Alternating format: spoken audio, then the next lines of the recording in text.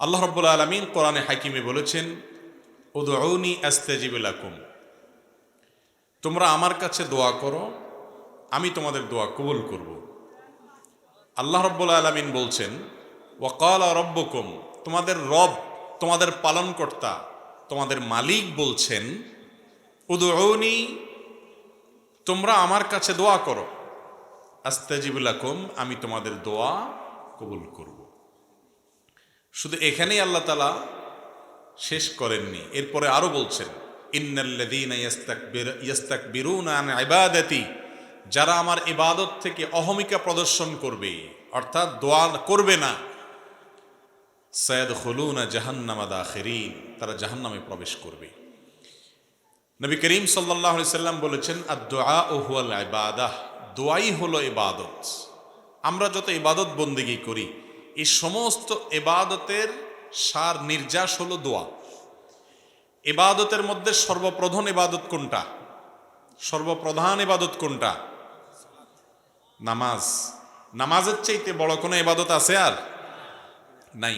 সবচাইতে বড় ইবাদত, এমন ইবাদত যে ইবাদতের সাথে আমাদের মুসলমানদের মুসলমানিত্বের পরিচয় নির্ভরশীল। ওমর রাদিয়াল্লাহু তাআলা আনহু বলেছেন, লা হাজ্জা ফিল ইসলামি লিমান তারাকাস সালাহ, যে নামাজ পড়ে না, ইসলামে তার কোনো হিস্সা নাই, কোনো অংশ ভাগ নাই। নবী করিম সাল্লাল্লাহু আলাইহি সাল্লাম বলেছেন, একজন ব্যক্তি এবং কুফর এবং শিরকের মধ্যে পার্থক্য এবং ব্যবধান হলো নামাজ। যে ব্যক্তি ইচ্ছাকৃত নামাজ ত্যাগ করে, ইচ্ছাকৃত নামাজ পড়ে না, ঠান্ডা মাথায় নামাজ নষ্ট করে, নামাজ না পড়ে বসে থাকে, অন্য কাজ করে, সে ব্যক্তি কুফরি করলো, সে ব্যক্তি কুফরিতে লিপ্ত হলো, কুফরি করলো। আমাদের দেশে তো নামাজ না পড়লেও ইমান, আমরা বলি নামাজ না পড়লে কি হয়েছে, আমার ইমান আছে। তো এই যে নামাজ প্রধান ইবাদত, সলাত, যার মূল শব্দ কোরআনের শব্দ সলাত, হাদিসের শব্দ সলাত, আমরা নামাজ বলি। এই সলাত শব্দের অর্থই হলো দোয়া। সলাতের একেবারে শুরুতে আপনি দেখেন আল্লাহর কাছে আমরা দোয়া করি, প্রথমে আল্লাহর প্রশংসা করে, সানা পড়ে, আল্লাহর গুণগান গেয়ে, এরপরে মূল কথায় যাই আমরা, ইহদিনাস সিরাতাল মুস্তাকিম। হে রব্বুল আলামিন, হে মালিক ইয়াউমিদ্দিন, কিয়ামতের দিনের মালিক, হে রহমান, হে রহিম, আপনারই ইবাদত করি, আপনার কাছেই সাহায্য চাই, আমাদের আর যাওয়ার জায়গা নাই। তাহলে কি চাই? ইহদিনাস সিরাতাল মুস্তাকিম, আমাদেরকে আপনি সিরাতে মুস্তাকিমের পথ দেখান। আমরা সঠিক পথ খুঁজে পাই না, কোন পথে গেলে আপনাকে পাবো, কোন পথে গেলে জান্নাত পাবো, কিভাবে চললে পাবো, কোন পথে চলা উচিত না, কোনটা করা উচিত, আপনি আমাদেরকে পথ দেখায় দেন, সে পথে চালায়া দেন। সিরাতাল্লাযীনা আন'আমতা আলাইহিম, যাদের প্রতি আপনার নেয়ামত এসেছে, কারা তারা? উলাইকাল্লাযীনা আন'আমাল্লাহু আলাইহিম মিনান নাবিয়্যিনা ওয়াস-সিদ্দীকিনা ওয়াশ-শুহাদাই ওয়াস-সালিহিন ওয়া হাসুনা উলাইকা রাফীকা, যাদের নেয়ামত আল্লাহ তাআলার, আল্লাহর নেয়ামত যাদের প্রতি নাজিল হয়েছে, তারা হলেন কারা? নবীগণ, সিদ্দিকগণ, শহীদগণ, আল্লাহর নেককার বান্দাগণ। তাদের পথে আপনি আমাদেরকে চালান, আমরা যেন তাদের মতো জীবন গড়তে পারি। এই যে নামাজের দাঁড়িয়ে আপনি কি করলেন? দোয়া করলেন। এরপরে রুকুতে গিয়ে আবার আল্লাহর পবিত্রতা জ্ঞাপন করলেন, দাঁড়িয়ে আল্লাহর প্রশংসা করলেন, সানা এবং গুণকীর্তন করলেন, সিজদা গিয়ে আবার প্রশংসা করলেন, কিছু দূর আবার প্রশংসা করে এবার আবার উঠে বসে রব্বিগফিরলি ওয়ারহামনি ওয়াহদিনি ওয়াআফিনি ওয়ারফা'নি ওয়াজবুরনি ওয়ারযুকনি, বিভিন্ন ভাষ্য হাদিসে এসেছে, হে আমাদের রব, আপনি আমাকে ক্ষমা করুন, আপনি আমার প্রতি দয়া করুন, আপনি আমাকে রিজিক দান করুন, আপনি আমার ক্ষতিপূরণ করুন, আপনি আমার কোনো বিপদ হলে সেটার জন্য উত্তম বিকল্প দান করুন, আপনি আমাকে প্রশান্তি দান করুন, আপনি আমার মর্যাদা বৃদ্ধি করুন। অনেকগুলো দোয়া দুই সেজদার মাঝখানে। তাহলে লক্ষ্য করেন, নামাজের শুরুতে আল্লাহর কাছে আপনি প্রশংসা করে, গুণকীর্তন করে, সানা পড়ে, আলহামদুলিল্লাহ, আল্লাহর প্রশংসা, রব্বুল আলামিনের স্বীকৃতি দিয়ে, মালিক ইয়াউমিদ্দিনের স্বীকৃতি দিয়ে, রহমান রহিমের স্বীকৃতি দিয়ে, তিনি ছাড়া আর কেউ নেই, আপনার যাওয়ার কোনো জায়গা নেই, সেই স্বীকৃতি দিয়ে তার কাছেই শুধু চান, সেই কথা বলে এরপরে আসল দরখাস্ত পেশ করছেন, ইহদিনাস সিরাতাল মুস্তাকিম, আল্লাহ সঠিক পথে যেন চলতে পারি। এরপরে আবার রুকুতে প্রশংসা করে, রুকু থেকে দাঁড়িয়ে আপনি সানা পড়ে সিজদা গিয়ে আল্লাহর পবিত্রতা বর্ণনা করে এরপরে পবিত্রতা বর্ণনা করবার মাথা তুলে আবার দোয়া, এরপরে আবার সিজদা করে আবার দাঁড়িয়ে প্রশংসা করে দাঁড়িয়ে আবার দোয়া। এভাবে গোটা সালাতের মধ্যে দোয়া। একেবারে শেষ বৈঠকে তো পুরাটাই দোয়া, শেষ বৈঠকটা পুরাটাই দোয়া, মাঝখানে বৈঠকটা পুরাটাই দোয়া। আত-তাহিয়াতু লিল্লাহ ওয়াস-সালাওয়াত ওয়াত-তাইয়্যিবাত, সমস্ত সালাত, সমস্ত ভালো কাজ, সকল শ্রদ্ধা নিবেদন সবগুলো আল্লাহর জন্য। আসসালামু আলাইনা ওয়া আলা ইবাদিল্লাহিস সালিহিন, শান্তি আমাদের প্রতি, আল্লাহর নেককার বান্দাদের প্রতি নাজিল হোক, দোয়া। এরপরে আপনার দুরুদের মধ্যেও দোয়া, আল্লাহুম্মা সাল্লি আলা মুহাম্মদ, আল্লাহুম্মা বারিক আলা মুহাম্মদ। আল্লাহ আমাদের নবী আপনার রাসূল মুহাম্মদ সাল্লাল্লাহু আলাইহি ওয়াসাল্লামের প্রতি রহমত নাজিল করেন, তার প্রতি বরকত নাজিল করেন, শান্তি নাজিল করেন, তার পরিবারের প্রতি নাজিল করেন, যেমন নাজিল করেছেন ইব্রাহিম আলাইহিস সালামের প্রতি, তার পরিবারের প্রতি, দোয়া। এরপর দোয়ায়ে মাসুরাতে কি পড়েন? আল্লাহুম্মা ইন্নী যালামতু নাফসি, আল্লাহ নিজের প্রতি নিজে কত অবিচার করেছি, কত অন্যায় করেছি, কত পাপ করেছি, কত গুনাহ করেছি। আল্লাহ আল্লাহুম্মা ইন্নী যালামতু নাফসি যুলমান কাসীরা, কত অপরাধ, অনেক অপরাধ করেছি। ওয়ালা ইয়াগফিরুয যুনুবা ইল্লা আনত, আল্লাহ আপনি ছাড়া কেউ মাফ করবে না, মাফ করার ক্ষমতা কারণ নাই। ফাগফিরলি মাগফিরাতাম মিন ইনদিক, অতএব আপনার পক্ষ থেকে আপনি মাফ করে দেন। ওয়ারহামনি, আপনি রহম করেন। ইন্নাকা আনতাল গফুরুর রহিম, আপনি ক্ষমাশীল, আপনি দয়ালু। আল্লাহুম্মা ইন্নী আউযুকা মিন আযাবিল কবর, আল্লাহ আপনার কাছে কবরের আযাব থেকে পানা চাই। ওয়া আউযু বিকা মিন আযাবিন নার, এবং জাহান্নামের আযাব থেকে আপনার কাছে পানা চাই। ওয়া আউযু বিকা মিন ফিতনাতিল মাহইয়া ওয়াল মামাত, জীবন এবং মরণের ফিতনা থেকে আপনার কাছে পানা চাই।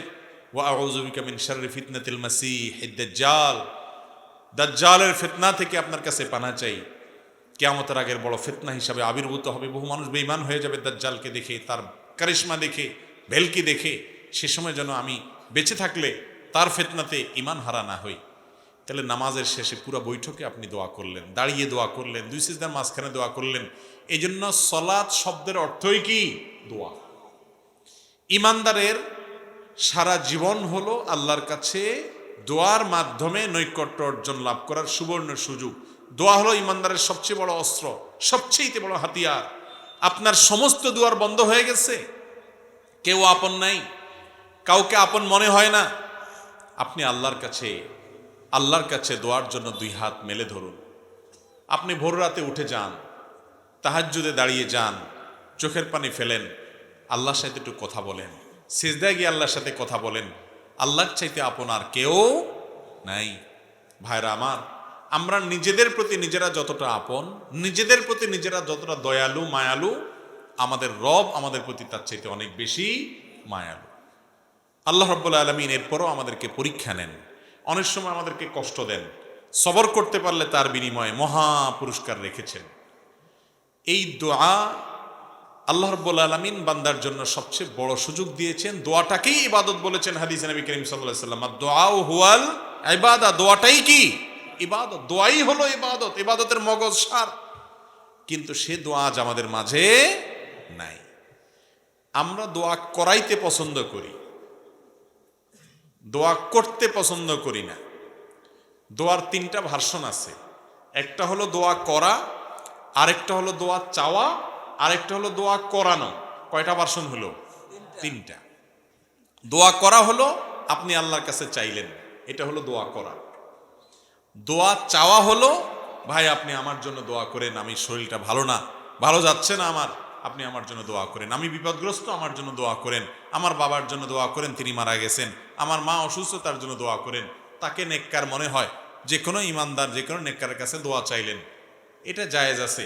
নবী করিম সাল্লাল্লাহু আলাইহি সাল্লামের কাছে সাহাবীরা দোয়া চাইতেন, সাহাবীরা একে অন্যের কাছে দোয়া চাইতেন। কারোর কাছে দোয়া চাওয়াতে কোনো দোষের কিছু নাই। তাহলে দোয়া করা এটা তো মূল কাজ, করতেই হবে।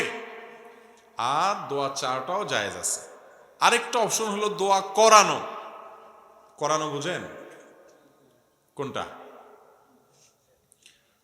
করানো মানে হলো যেটাতে পয়সা খরচ হয়, সহজ বাংলায়। দোয়া করানো মানে কি? যে দোয়াতে কি হয়? বাজেট লাগে, বাজেট। দোয়া করাইতে বাজেট লাগে না? যেমন দোয়া করাইতে জিলাপি লাগবে, মিষ্টি লাগবে, হ্যাঁ, নাস্তার প্যাকেট লাগবে, হুজুরের হাদিয়া লাগবে, আগরবাতি লাগবে, তারপরে আপনার গোলাপ জল লাগবে, বাজেট লাগবে। বাজেট ছাড়া সাধারণত দোয়া হয় না, সাধারণত হয় না। তো এই যে দোয়া করানো, অর্থাৎ কন্ট্রাক্টারি দিয়ে দোয়া করানো, এটার শিক্ষা নবী করিম সাল্লাল্লাহু আলাইহি সাল্লাম দেন নাই। দোয়াটা আল্লাহর কাছে চাইতে হবে নিজে, করতে হবে নিজে, অথবা কারোর কাছে চাইতে হবে, করানো। বিশেষ করে মুর্দার জন্য দোয়া করানো, মা বাবা দুনিয়া থেকে গেছেন তাদের জন্য দোয়া করানো আমাদের সমাজে আছে না নেই? শুধু আছে নাকি, এমন শক্তভাবে আছে যে নামাজ পড়ুক আর না পড়ুক, মা বাপ মারা গেলে দোয়াটা করাইতে মিস করে না। ঠিক না বে ঠিক? নামাজ পড়ার গুরুত্ব বেশি না দোয়া করানোর গুরুত্ব বেশি? দোয়া করাইলে হুজুরের লাভ, আমাদের লাভ, ঠিক আছে, কিন্তু আপনার কি লাভ?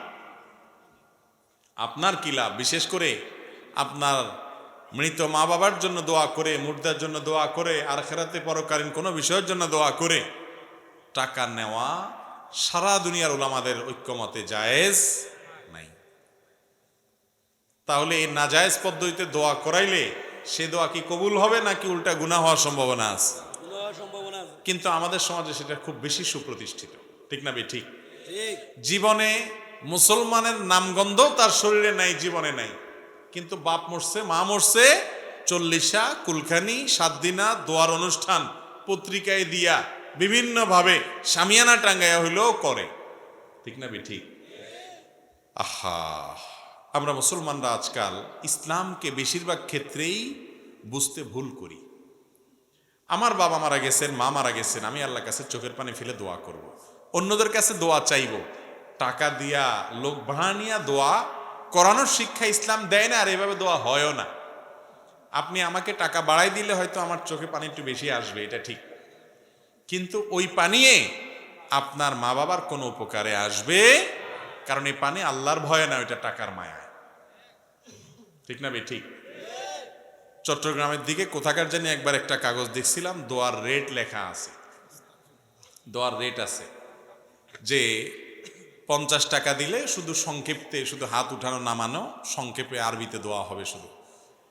100 টাকা দিলে কিছু সময় লাস্টিং হবে, কিছু বাংলা দোয়াও সাথে অ্যাড হবে। আর 500 টাকা দিলে জম্পেশ একটা দোয়া হবে, সেখানে চোখের পানি পড়বে, কান্নাকাটি হবে, লম্বা চড়া সময় পাবে। আপনি কোন আইটেমের দোয়া চান?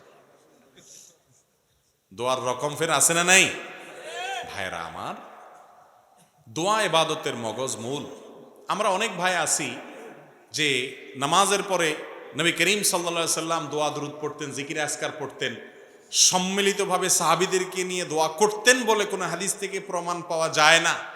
তিনি নামাজের পরে দোয়া দুরূদ পড়তেন। সেই মাসআলা জানার পর যে কোনো নামাজের পরে যে দোয়া কবুল হয় এটা ভুলে গেছে, জীবনের তোরে আল্লাহর কাছে হাত তোলাই ভুলে গেছে।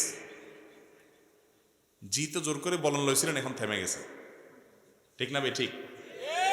ভাইরা আমার, আল্লাহর কাছে চাইতে যদি আমরা ভুলে যাই, এটা কি লক্ষণ ভালো না খারাপ? বহুত খারাপ, বহুত খারাপ। নবী করিম সাল্লাল্লাহু আলাইহি সাল্লাম বলেছেন, তোমার জুতার ফিতাটা ছিঁড়ে গেছে, এটা তো কোনো ব্যাপার না আমাদের কাছে, ছোট্ট একটা ব্যাপার, তাই না? এখানেও দাঁড়িয়ে তুমি আল্লাহর কাছে দোয়া করো, আল্লাহ আমার জুতার ফিতাটা ছিঁড়ে গেছে মাবুদ, এটা একটা বিপদ, হোক ছোট বিপদ, আপনি আমাকে রক্ষা করেন। আল্লাহর কাছে সাহায্য চাইতে হবে এই ছোট্ট একটা বিষয়ের জন্য পর্যন্ত। সেখানে আমাদের জীবনে কত বড় বড় ব্যাপার আসে, আমরা আজকাল দোয়া করতে একেবারেই ভুলে গেছি। ভাইরা আমার, দোয়া নিয়ে দীর্ঘ আলোচনা আজকে আমি করব না, ইনশাআল্লাহ ভিন্ন কোনো সময় আমরা দোয়া নিয়ে পূর্ণাঙ্গ আলোচনা করব। আজকে শুধু আমি এটুকু বোঝাতে চাইছি যে আমরা উঠতে বসতে চলতে ফিরতে সর্বাবস্থায় আল্লাহ তাআলার কাছে দোয়া করব। যে আমলটা সবচেয়ে বেশি করতে হয়, সবচেয়ে পরিমাণে বেশি করা লাগে, সে আমলটাকে আল্লাহ তাআলা করাটাকে সহজ করে দিয়েছেন, যাতে করে বান্দা সব সময় করতে পারে। এই জন্য আল্লাহর জিকির মুখে উচ্চারণ করবেন বা মনে মনে করবেন, এটার জন্য কি ওযু শর্ত? না। বিনা ওযুতে আল্লাহর জিকির করা যায় কি যায় না? কেন? কারণ জিকিরটা সারাক্ষণ করতে হয়। প্রিয় নবী সাল্লাল্লাহু আলাইহি সাল্লামের জীবনে আপনি যদি তাকিয়ে দেখেন, সুবহানাল্লাহ, জিকির ছাড়া তার জীবনে কোনো কাজই ছিল না, পুরো জীবনই জিকিরই জিকির। ঘর থেকে বের হচ্ছেন বিসমিল্লাহ, ঘরে প্রবেশ করছেন বিসমিল্লাহ, ঘুমাইতে যাচ্ছেন দোয়া, ঘুম থেকে উঠে দোয়া, ঘুম ভেঙে গেছে দোয়া, টয়লেটে ঢুকতেছেন আল্লাহর নাম নেওয়া দোয়া, টয়লেট থেকে বের হচ্ছেন আল্লাহর নাম নেওয়া দোয়া, রাতে শোয়ার আগে অনেক দোয়া, সকালে দোয়া, সন্ধ্যায় দোয়া, বাজারে ঢুকতে দোয়া। এরকম ভাবে জীবনের প্রতিটা পদক্ষেপে, প্রতিটা পায়ে পায়ে, প্রতিটা কাজে কাজে দোয়া আর দোয়া, দোয়া আর দোয়া। যেহেতু সারাক্ষণ দোয়া করতে হয়, সারাক্ষণ জিকির করতে হয়, এই জন্য জিকিরেও অজু লাগে না, দোয়াতেও অজু লাগে না। অজু থাকলে ভালো, পবিত্র অবস্থা দোয়া করা অনেক বেশি ভালো, উত্তম। দোয়া কবুল হওয়ার জন্য জোরালো আশা করা যায় অজু থাকলে, কিন্তু বিনা অজুতেও দোয়া করা যায়। কেন? কারণ দোয়া এমন একটা জিনিস যেটা মানুষের সারাক্ষণ করতে হয়। একজন মানুষ শুয়ে আছেন, তিনি এই শুয়ে শুয়ে ঘুম আসছে না, তিনি আল্লাহর কাছে দোয়া করতে পারেন, তার নিজের জন্য, অন্যদের জন্য, জীবিতদের জন্য, মৃতদের জন্য আল্লাহর সাথে কথা বলতে পারেন। দোয়া হলো আল্লাহর সাথে কথা বলার সুযোগ। ভাইরা আমার, এই সুযোগটা আজ আমরা অনেকেই হাতছাড়া করি। ইমানদারের সবচেয়ে বড় অস্ত্রটা আজ অবহেলিত থেকে যায়, আমরা ব্যবহার করি না, সেটা হলো দোয়া। আল্লাহর কাছে দোয়া করবো তো ইনশাল্লাহ সব সময়। ভাইরা আমার, দোয়া করার ব্যাপারে আমাদের একটা ভয় আছে, একটা আতঙ্ক আছে। আতঙ্কটা কি?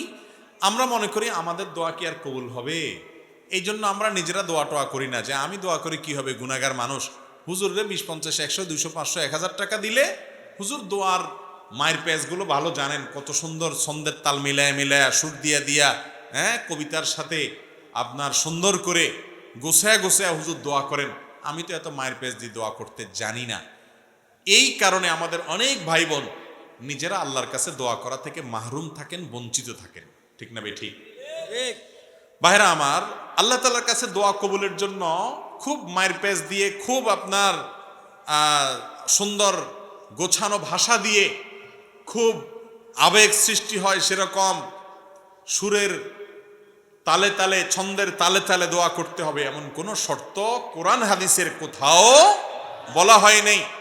দোয়া কবুলের জন্য মূল যে বিষয়টা লাগবে সেটা কি? নবী করিম সাল্লাল্লাহু আলাইহি সাল্লাম বলেছেন, লা ইয়াজালু ইস্তাজাবু লিল আবদ, বান্দার দোয়া ততক্ষণ পর্যন্ত কবুল হতেই থাকে, কখনো দোয়া ফেরত দেওয়া হয় না। মা লাম ইয়াদউ বিইসমিন আও কাতিআতি রাহমিন, যদি কোনো পাপের দোয়া না করে, অন্যায় কাজের জন্য দোয়া করে, আল্লাহ আমি যেন এই আকামটা করতে পারি তৌফিক দান করো, এরকম যদি দোয়া না করে, আর আত্মীয়তার বন্ধন ছিন্ন করার জন্য দোয়া যেন না করে, আল্লাহ অমুকের চেহারা যেন আমি আর না দেখি, তার সাথে আমার কোনো সম্পর্ক যেন না থাকে, আত্মীয় স্বজনের সাথে এরকম সম্পর্ক ছিন্ন হওয়ার মতো খারাপ দোয়া যদি না করে, পাপের কোনো অপরাধ কাজের জন্য আল্লাহর কাছে যদি দোয়া করার স্পর্ধা না দেখায়, আত্মীয়তার সম্পর্ক ছিন্ন করার যদি দোয়া না করে, এবং তাড়াহুড়ো যদি না করে, এই 3 কাজ যদি করে, বান্দার দোয়া আল্লাহ অবশ্যই কবুল করেন। আরেকটা সম্পূরক শর্ত হলো দোয়া কবুলের জন্য হালাল উপার্জন। যার উপার্জন হালাল, যার দেহ গঠিত হয়েছে হালাল খাদ্য দ্বারা, আল্লাহ তাআলা তার দোয়া ফেরত দেন না। আপনি দোয়া করতে চান, হালাল উপার্জনটার দিকে খেয়াল রাখেন। দোয়ার শুরুতে আল্লাহর প্রশংসা করেন, নবী করিম সাল্লাল্লাহু আলাইহি ওয়াসাল্লামের প্রতি দুরূদ প্রেরণ করেন, আল্লাহ আপনি তার প্রতি রহম করেন, এভাবে দোয়া করেন। এরপরে যত বৈধ চাওয়া আছে সেগুলো পেশ করেন। দোয়া করে শেষ করার পর কবুল হলো না কেন, দোয়া এখনো কবুল হয় নাই, অস্থির হবেন না। যদি অস্থির হন, তাড়াহুড়া করেন, তাহলে সেই দোয়ার কোনো লাভ আপনি পাবেন না। দোয়া কবুলের 3টা ধাপ আছে ভাই। একটা ধাপ হলো আপনি যে জিনিসটা চাইছেন হুবহু সেই জিনিসটাই পেয়ে গেলেন, এটা একটা। আরেকটা হলো যে জিনিসটা চাইছেন সেই জিনিসটা পাইলেন না, তাহলে কি পাইলেন? অন্য আরেকটা পাইলেন। অন্য যেটা পাইছেন সেটা আপনার আল্লাহর কাছে চান নাই। অনেক সময় সন্তান, ছোট বাচ্চারা মা বাবার কাছে যেটা চায় তার চাইতে দরকারি জিনিসটা তার দরকার আছে, সে বুঝে না, তখন মা বাপ ঠিকই যেটা দরকার সেটা দিয়ে দেয়। ঠিক না বে ঠিক? ঠিক একইভাবে আমরা আল্লাহর কাছে একটা জিনিস চাই, অনেক সময় মনে করি এটা পাইলে মনে হয় সুখের সাগরে ভাসবো, এর চাইতেও দরকারি একটা জিনিস আমার দরকার, সেটা আমার মাথায় নাই। আল্লাহ তাআলা দেখা যায় আমার ওই দোয়াটা কবুল না করে, অর্থাৎ যেটা চাইছি সেটা না দিয়ে তার চেয়ে দরকারি একটা দেয়। এটাও এক প্রকারের দোয়া কবুল। দোয়া কবুলের 3 নম্বর ধাপ হলো আমরা আল্লাহর কাছে দোয়া করলাম, দুনিয়াতে কিছুই পাবো না, কিন্তু এই দোয়াটার বিনিময়ে আখিরাতে একটা পুরস্কার জমা হবে। ওই পুরস্কার পাওয়ার পরে বান্দা বলবে, আল্লাহ দুনিয়াতে কোনো দোয়া কবুল না হয়ে আজকে যদি সবগুলোর জন্য সওয়াব পাইতাম তাহলে সেটাই আমার জন্য বেটার হইতো, ভালো হইতো। দুনিয়ার দোয়া যে কবুল হয়েছে সেটা তো মৃত্যুর সঙ্গে সঙ্গে দোয়ার যে উপকারিতা শেষ, আখিরাতে যেটা জমা আছে এটা তো অনন্ত অসীম কাল পর্যন্ত আমি ভোগ করতে পারবো। এই জন্য ইমানদার দোয়া করার পর কবুল হইল না কেন, দেরি হইল কেন, কবুল হচ্ছে না কেন, অস্থির হবে না, নিরাশ হবে না। দোয়া এই কথা চিন্তা করে যে কবুল হয় না তাহলে ছেড়ে দেই, এই চিন্তা করে দোয়া ছেড়ে দিবে না। এরকম যদি দোয়া করতে থাকে, আস্থা থাকে যে দোয়া কখনো বিফলে যাবে। আপনার যদি হালাল উপার্জন থাকে, আপনি যদি হালাল বক্ষণ করে দোয়া করেন, আপনি যদি আল্লাহর কাছে হারাম কোনো দোয়া না করেন, আপনি যদি দোয়া করার পরে হুলস্থুল না করেন কবুল হলো না কেন এই কথা বলে, আপনি যদি আল্লাহর কাছে কায় মনোবাক্যে অন্তরের গভীর থেকে বিনয়ের সাথে, মনোসংযোগের সাথে, খুশুর সাথে, আন্তরিকতার সাথে আল্লাহর কাছে যদি দোয়া পেশ করেন, দোয়াতে যদি নবী সাল্লাল্লাহু আলাইহি ওয়াসাল্লাম দুরূদ পেশ করেন, আল্লাহর প্রশংসা করেন, আপনার ওই দোয়া গুলি মিস হলেও মিস হওয়ার কোনো কারণ নাই। আপনি দোয়ার উপকারিতা বা ধাক্কা অনেক সময় অনেক পরে দেখবেন, অনেক পরে দেখবেন। আল্লাহর বিভিন্ন নবী রাসূলদের দোয়ার কথাই কোরআনে আছে। আল্লাহ রাব্বুল আলামিন উল্লেখ করেছেন, হয়তো কখনো কেউ দোয়া করেছেন কবুল হয়েছে অনেক পরে এসে, আছে না নাই? আমরাও নিজেরা যখন দোয়া করি খেয়াল করবেন, শেখ শাহরবি রহিমাহুল্লাহ তিনি একটি কথা বলতেন যে আমরা অনেক সময় দোয়া করার পর দেখা যায় দোয়া করছি আরো 10 বছর আগে, এরপরে আমি ছেড়েও দিছি দোয়া, ভুলেও গেছি দোয়া যে করছি, 10 বছর পরে সেই জিনিসটা পেয়ে গেছি যেটা আমি 10 বছর আগে আল্লাহর কাছে চাইছিলাম। এরকম অনেক সময় হয় কি হয় না? আমরা ভুলে যাই কিন্তু আমাদের মালিক ভুলেন না। এই জন্য বুদ্ধিমান ইমানদার দোয়া করতে থাকবে, দোয়া করতে থাকবে। বড় দামি জমি অ্যাসেট আছে, এই অ্যাসেটটা কেউ বেদখল করে রাখছে, ঝামেলা করছে, কোনোভাবে সমাধান করতে পারছেন না, বিভিন্ন জায়গায় গেছে, তাবিজ কবজ অনেক কিছু অনেকে দিচ্ছেন কিন্তু উপকারে আসে নাই। তো স্যার রাহিমাহুল্লাহর বক্তব্যে বলেছেন যে আমার কাছে একবার এসে বলেছেন যে আপনি একটু বলেন তো কি আমল করব। তো স্যার তাকে শিখাই দিলেন যে আপনি তাহাজ্জুদের সময় উঠবেন, আল্লাহর কাছে সুন্দর করে দুই রাকাত করে লম্বা সময় নিয়ে ধীরে ধীরে রুকু সিজদা বড় করে করে আপনি একটু নামাজ পড়বেন। এরপর তাহাজ্জুদের পরে আল্লাহর সামনে হাত তুলে চোখের পানি ফেলে নিজের অসহায়ত্বের কথা স্বীকার করে, আল্লাহ আমার কেউ নাই, আমার কোনো বড় পাওয়ারফুল ব্যক্তি নাই, বড় কোনো হ্যালো বলার লোক নাই, পয়সা কড়ি নাই, গায়ের জোর নাই, আল্লাহ আমি দুর্বল, কিন্তু আমি আপনার গোলাম, একটা পরিচয় আমার আছে, আপনি আমার মালিক, আপনি আমাকে হেফাজত না করলে কেউ করেন না। একটু ভালো করে দোয়া করেন, চোখের পানি ফেলেন, সেজদায় গিয়ে লুটিয়ে পড়ে আল্লাহর কাছে দোয়া করেন। আকরাবু মা ইয়াকুনুল আবদু মির রাব্বিহি ওয়া হুয়া সাজিদ, বান্দা সবচেয়ে আল্লাহর কাছে যেতে পারে যখন সেজদায় চলে যায়, ওই জায়গায় গেলে দোয়া করেন। লোকটা সেভাবে দোয়া করলেন। স্যার রাহিমাহুল্লাহ তার বক্তব্যে বলেছেন যে কিছুদিন পরেই সে লোকটা আমার কাছে এসে বললেন যে আল্লাহ রাব্বুল আলামিন আমাকে অলৌকিকভাবে, অবিশ্বাস্যভাবে আমাকে আল্লাহ তাআলা আমার এই বিপদ থেকে উদ্ধার করে দিয়েছেন এই দোয়ার মাধ্যমে। আমরা দোয়া করবো না আল্লাহর কাছে ইনশাআল্লাহ? ইনশাআল্লাহ। দোয়া আজকে বিদায় হয়ে গেছে ভাই, দোয়া আমরা এখন আর করি না। উঠতে বসতে মুখে দোয়া তো পড়বই, আর বিশেষভাবে আল্লাহর কাছে লম্বা সময় নিয়ে একটু কথা বলবো। প্রতিদিন একটা বার অন্তত আল্লাহর সাথে একটু কথা বলতে হবে, চেষ্টা করবো না আমরা সবাই ইনশাআল্লাহ? আল্লাহ তাআলা আমাদের সবাইকে তৌফিক দান করুন। দোয়ার ক্ষেত্রে কোরআন এবং হাদিস যে ফরম্যাট শিক্ষা দিয়েছে, সেই ফরম্যাটের দোয়াগুলোকে আপনি যদি করেন সবচাইতে বেটার, সবচেয়ে উত্তম, কবুল হওয়ার সবচাইতে বেশি সম্ভাবনা। কারণ এই ফরম্যাটটা স্বয়ং আল্লাহর পক্ষ থেকে প্রাপ্ত, রাসূল আকরাম সাল্লাল্লাহু আলাইহি ওয়াসাল্লামের তরফ থেকে প্রাপ্ত। নবীজির সেখানে দোয়াগুলো বেশি বেশি পড়বেন। আমরা অনেক সময় দেখি বিভিন্ন ওজিফার বই পড়ে অনেক মা মহিলারা, মা বোনরা, দাদি চাচিরা, অনেক মুরব্বীরা, এই সমস্ত ওজিফার বইতে যেসব দোয়া লেখা আছে এই দোয়াগুলো না কোরআনে বর্ণিত না হাদিসে বর্ণিত। এমনিতে যে কোনো ভাষায় দোয়া করা যায়, আপনি আল্লাহর কাছে বাংলা দোয়া করলেও আল্লাহ কবুল করবেন।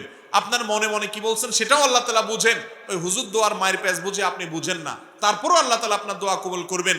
আপনি গুনাহগার, আপনার দোয়া কি কবুল হবে এই চিন্তা করে যারা দোয়া থেকে দূরে থাকছেন, নিশ্চিত থাকেন আপনাকে দূরে রাখছে স্বয়ং ইবলিস। কারণ ইবলিস জানে দোয়ার মাধ্যমে আপনি পাতাল থেকে আকাশে উঠে যাবেন, দোয়ার মাধ্যমে আপনি জাহান্নামী থেকে জান্নাতি হবেন, দোয়ার মাধ্যমে আপনার সাথে আল্লাহর সম্পর্ক গাঢ় হবে, দোয়ার মাধ্যমে আপনার ঈমান মজবুত হবে, দোয়ার মাধ্যমে আপনার ইবাদত প্রকৃত অর্থে ইবাদত হবে। এই জন্য ইবলিস আপনাকে দোয়া থেকে দূরে রাখানোর জন্য, দোয়া থেকে মাহরুম করার জন্য, বঞ্চিত রাখার জন্য আপনাকে নিরাশ করে দেয়, বলে যে না তোর দোয়া কি কবুল হতে, এত পাপ করছস, এত গুনাহ করছস, তোর দোয়া কি কবুল হবে, এরকম ইবলিস বলে কি বলে না? একটা ঘটনা আপনাদেরকে বলি।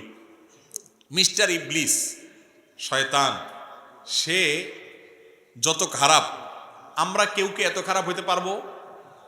কথা বুঝেন নাই? আমরা যত খারাপ হই ইবলিসের চাইতে বেশি খারাপ হতে পারবো? সেই ইবলিস যখন আল্লাহ রাব্বুল আলামিন তার উপরে অসন্তুষ্ট, রাগান্বিত, আদমকে সিজদার নির্দেশ করার পর সে ডিনাই করেছে, আল্লাহর সামনে সরাসরি বিদ্রোহ করেছে, আল্লাহর হুকুমকে লঙ্ঘন করেছে। এই মুহূর্তে আল্লাহর রাগান্বিত অবস্থায় সে আল্লাহর কাছে দোয়া করে বসছে। ইবলিস দোয়া করছে, বুঝেন কি দোয়া করছে? যে আল্লাহ আমাকে আনজিরনি ইলা ইয়াউমি ইউবআসুন, আল্লাহ আমাকে সুযোগ দেন, আমার হায়াতটা বাড়ায় দেন, কিয়ামত পর্যন্ত যেন মরণ না হয়, শয়তানি যাতে কিয়ামত পর্যন্ত করতে পারে, হায়াতটা বাড়ায় দেন। এ দোয়া কে করছে? ইবলিসে। কার কাছে করছে? কোন টাইমে করছে? আল্লাহর রাগের সময়। আল্লাহর অবাধ্য হয়েছে, সামনে বেয়াদবি করেছে, হুকুম লঙ্ঘন করেছে। আল্লাহ তাআলা তো চাইলে তাকে চরম শাস্তির মধ্যে তখনই ফেলতে পারেন। ওই রাগের মুহূর্তে পর্যন্ত আল্লাহর কাছে সে দোয়া করে বসছে। মজার বিষয় হলো সাথে সাথে আল্লাহ দোয়া মঞ্জুরও করছে। মঞ্জুর করছেন না করেন নাই? এরপরের আয়াত কি? ইন্নাকা মিনাল মুনজারিন, যাও তোমাকে ছাড় দিলাম, সুযোগ দিলাম, তুমি কিয়ামত পর্যন্ত হায়াত পাইবা, তোমার মৃত্যু আসবে না। সবাই মরবে, মানুষ মরবে, তুমি মরবা না, তুমি কিয়ামত পর্যন্ত বেঁচে থাকবা। তাহলে ইবলিস যদি আল্লাহর রাগের সময় আল্লাহর কাছে দোয়া করে সাথে সাথে দোয়া মঞ্জুর করাইতে পারে, আপনার আমার দোয়া কবুল হবে কি হবে না? ইনশাআল্লাহ। এরপরে যদি কেউ আল্লাহর কাছে দোয়া করতে ইতস্তত বোধ হয়, যদি দোয়া করতে দ্বিধা হয়, যদি দোয়া করতে সংশয় হয়, তার চাইতে কপাল পড়া আর কেউ হতে। ইবলিসের দোয়া যদি কবুল করে, আপনি আল্লাহর ইমানদার বান্দা, হয়তো ভুল ত্রুটি করেছেন, কিন্তু আপনি বেঈমান না, আপনি কাফের না, আপনি ইবলিসের মতো খারাপ হতে পারবেনও না। তার চাইতে হাজার লাখ গুণ ভালো আপনি আল্লাহর প্রিয় বান্দা, আল্লাহর আদরের বান্দা। আপনি আল্লাহর কাছে দোয়া করলে আল্লাহ দোয়া অবশ্যই শুনবেন ইনশাআল্লাহ। দোয়া করবো তো ইনশাআল্লাহ। তো যে কথা বলছিলাম, দোয়া করার ক্ষেত্রে কোরআন যে দোয়াগুলোর কথা বর্ণনা করেছে, বিভিন্ন নবীদের দোয়ার কথা কোরআনে আছে, যে তারা এই ভাষায় দোয়া করেছেন, এই শব্দে দোয়া করেছেন, এই কথাগুলো দিয়ে দোয়া করেছেন, আল্লাহ রাব্বুল আলামিন সেগুলোর উল্লেখ করেছেন। সেগুলো দিয়ে যদি আল্লাহর কাছে দোয়া করেন, তাহলে সেই দোয়া কবুল হওয়ার সম্ভাবনা অনেক বেশি। ঠিক তেমনি ভাবে নবী করিম সাল্লাল্লাহু আলাইহি সাল্লাম যে দোয়াগুলো শিক্ষা দিয়েছেন, সকাল সন্ধ্যায় সেগুলো পড়বেন, রাতের ওজিফা হিসাবে সেরকম হাদিসে বর্ণিত দোয়াগুলো পড়বেন, ওইগুলো কবুল হওয়ার সম্ভাবনা অনেক বেশি। আর ওজিফার কোনো দোয়া যদি থাকে, সেগুলোর অর্থের মধ্যে খারাপ কিছু যদি না থাকে, পড়তে পারেন, কিন্তু আপনার সামনে এ ক্লাসের সুযোগ আছে, কোরআনের দোয়া, হাদিসের দোয়া যেটা কবুল হয়ে গেছে অলরেডি, সেগুলো কবুল হওয়া দোয়াগুলোকে আপনি বেশি বেশি পাঠ করবেন, সেটা হলো অধিক বুদ্ধিমানের কাজ। আমি তিনটি দোয়ার কথা আপনাদেরকে শুনাই। কোরআনে কারিমে সেগুলোর উল্লেখ করে আল্লাহ তাআলা আবার সাথে সাথে সার্টিফিকেট দিয়ে দিয়েছেন এবং বলেছেন, এই দোয়াগুলো আমার নেককার বান্দারা আমার কাছে করেছে, আমি সেগুলোকে মঞ্জুরও করে দিয়েছি। সেই রকম তিনটা দোয়া আমরা যদি আমাদের জীবনে পাঠ করি, জীবনের সকল সমস্যার জন্যই কিন্তু এই তিনটা দোয়া ঘুরে ফিরে আমাদের প্রযোজ্য হবে। তার একটা হলো কঠিন বিপদে, কঠিন মুসিবতে রক্ষার যখন কোনো পথ খোলা নেই, দেয়াল যখন পিঠের সাথে লেগে গেছে, এরকম সময়ে আমরা দেখেছি আল্লাহর একজন নবী ইউনুস আলাইহিস সালাম আল্লাহর কাছে কিছু বাক্য বলে প্রার্থনা করেছেন, আল্লাহ তাআলা তাকে বিপদ থেকে উদ্ধার করেছেন। কি দোয়া ছিল সেটা? ফানাদা ফিজ জুলুমাত, মাছের পেটে থেকে, অন্ধকারের মধ্যে থেকে, যেখানে মৃত্যু সুনিশ্চিত, সেই জায়গায় তিনি অবস্থায় আল্লাহর কাছে দোয়া করেছেন, আল্লাহ ইলাহা ইল্লা আনতা সুবহানাক ইন্নী কুনতু মিনাজ জালিমিন। দোয়া করে বলেছেন, আল্লাহকে আহ্বান করে ডেকে বলেছেন, ও আল্লাহ, লা ইলাহা ইল্লা আন্ত, আপনি ছাড়া কেউ সত্যিকারের মাবুদ নাই, ইন্নী কুনতু মিনাজ সুবহানাক, আপনার পবিত্রতা বর্ণনা করছি, ইন্নী কুনতু মিনাজ জালিমিন, আমি হলাম জালিমদের অন্তর্ভুক্ত, আমি নিজের প্রতি নিজে অবিচার করেছি, আমি নিজে ভুল করেছি। আল্লাহর কাছে এই দোয়া করে, এই বাক্যগুলো বলে আল্লাহর কাছে দোয়া করেছেন কে? ইউনুস আলাইহিস সালাম। লা ইলাহা ইল্লা আনতা সুবহানাকা ইন্নী কুনতু মিনাজ জালিমিন। আল্লাহ তাআলা এই দোয়া উল্লেখ করার পর বলছেন, ফাস্তাজাবনা লাহ ওয়া নাজ্জাইনাহু মিনাল গাম। এই দোয়া করার পর আমি তার ডাকে সাড়া দিয়েছি, ইউনুসের ডাকে সাড়া দিয়েছি এবং তার বিপদ থেকে তাকে উদ্ধার করেছি। এর পরের অংশটা বেশি গুরুত্বপূর্ণ আমাদের জন্য। এরপরে আল্লাহ বলছেন ওয়াকাযালিকা নুনজিল মুমিনিন, যেভাবে ইউনুস আলাইহিস সালামকে রক্ষা করেছি একইভাবে ঈমানদারদেরকে, কিয়ামত পর্যন্ত আগত ঈমানদারদেরকে বিপদ থেকে রক্ষা করব এই দোয়ার মাধ্যমে। কোন দোয়ার মাধ্যমে? দোয়া ইউনুসের মাধ্যমে। যে কোনো বিপদে পড়ে গেছেন, কোরআনে বর্ণিত কবুল হওয়া দোয়া, নিশ্চিত আল্লাহর কাছে গ্রান্টেড কবুল হওয়া দোয়া, আল্লাহর নবীর দোয়া আল্লাহ কবুল করেছেন, সেটা আল্লাহ জানিয়েও দিয়েছেন। আবার ঈমানদার বান্দারা করলে সেটাও কবুল করবেন, ওয়াদা করেছেন। শুধু তিনি ওয়াদা করছেন তা নয়, নবী করিম সাল্লাল্লাহু আলাইহি সাল্লাম বলেছেন, আল্লাহর কোন বান্দা যখন ইউনুস আলাইহিস সালাম এর দোয়া লা ইলাহা ইল্লা আনতা সুবহানাকা ইন্নী কুনতু মিনাজ জালিমিন, এটা মূলত আল্লাহর প্রশংসা মাখা একটা বাক্য, যেটার মাধ্যমে দোয়াও লুকায়িত আছে, আল্লাহর কাছে প্রার্থনা আছে এর মধ্যে অন্তর্নিহিতভাবে। এই বাক্যের মাধ্যমে যে ব্যক্তি দোয়া করে, নবী করিম সাল্লাল্লাহু আলাইহি সাল্লাম বলেছেন, সে দোয়া কবুল না হয়ে পারে না। তাহলে যে কোনো বিপদ আপদে কোরআনের একটা কবুল হওয়া দোয়া আপনি পাঠ করতে পারেন, সেটা হলো ইউনুস আলাইহিস সালামেরটা। সেই বাক্য হলো আল্লাহকে ডেকে বলবেন, ও আল্লাহ লা ইলাহা ইল্লা আনত সুবহানাকা ইন্নী কুনতু মিনাজ জালিমিন। মানুষের জীবনে আরেকটা বড় সমস্যা হলো অসুখ বিসুখ, দুরারোগ্য ব্যাধি, এমন মুসিবত, এমন অসুখ যে অসুখ থেকে আরোগ্য লাভের কোনো উপায় আমরা খুঁজে পাচ্ছি না।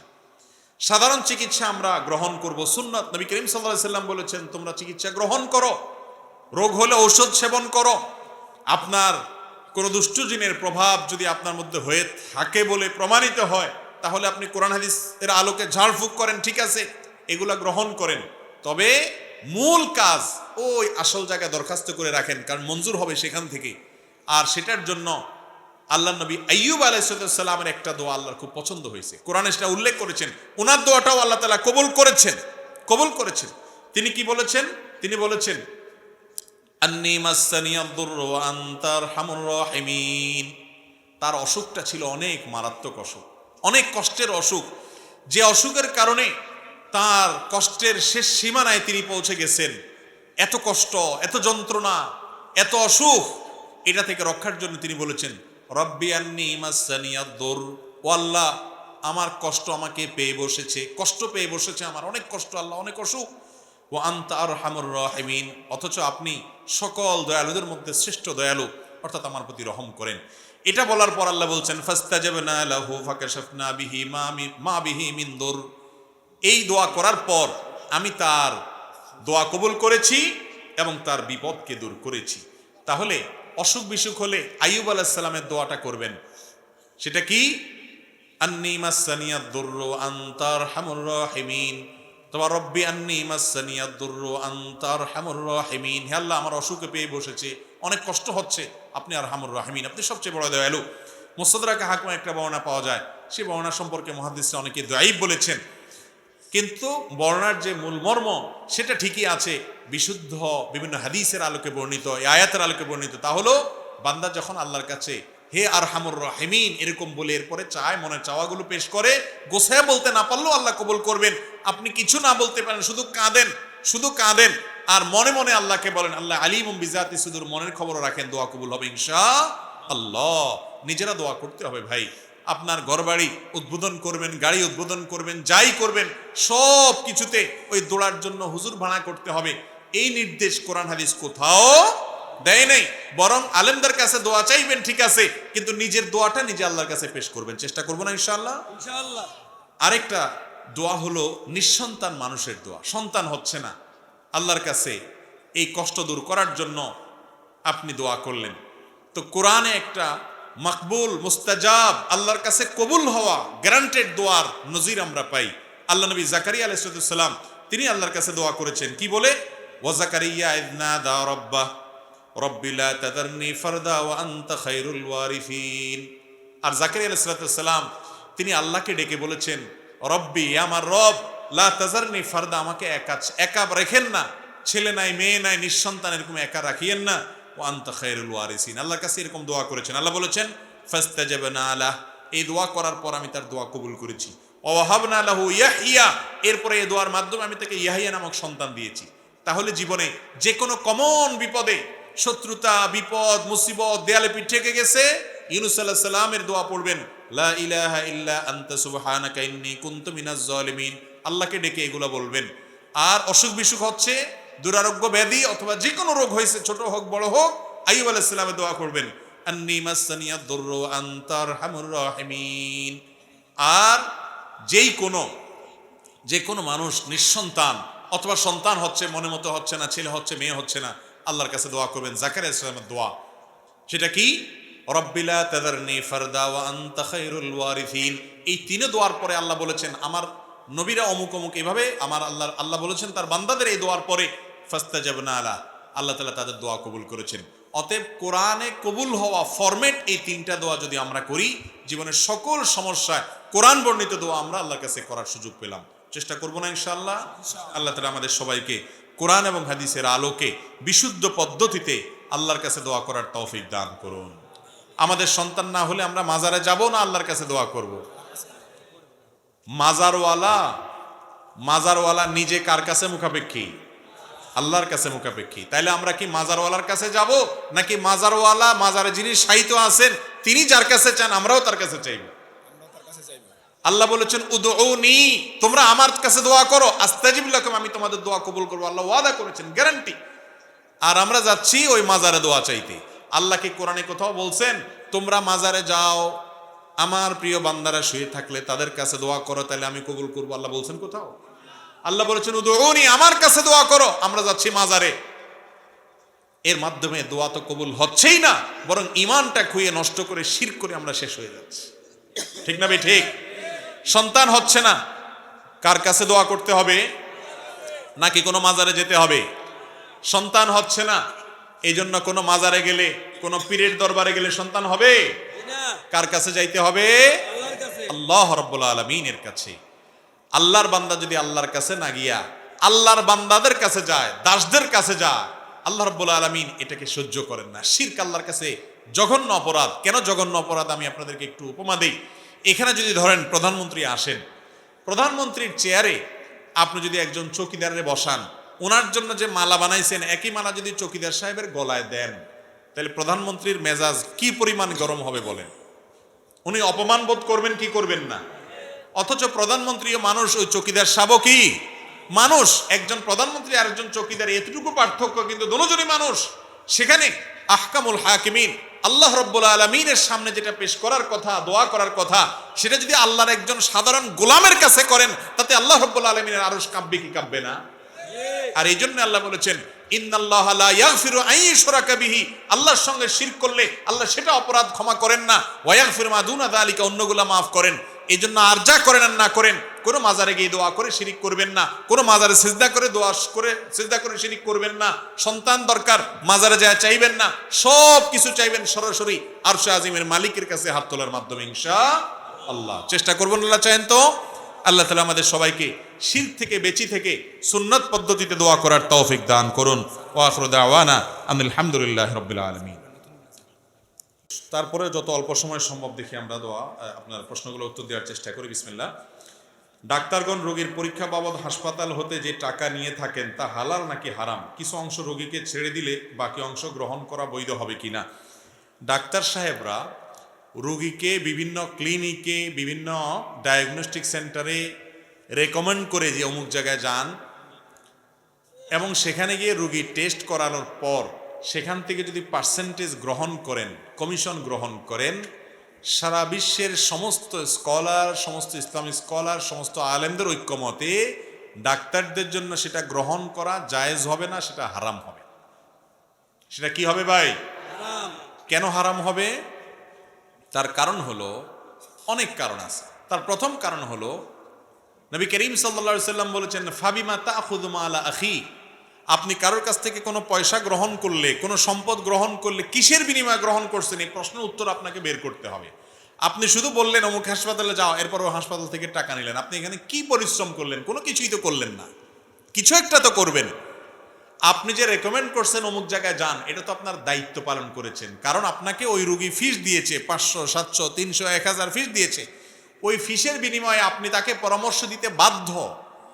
আপনার পরামর্শের বিনিময়ে সে ফিস দিয়েছে আপনাকে, তাহলে ফিস নিয়ে আপনি পরামর্শ দিয়েছেন, এই পরামর্শটা তো আপনার এমনি দেয়া লাগতো।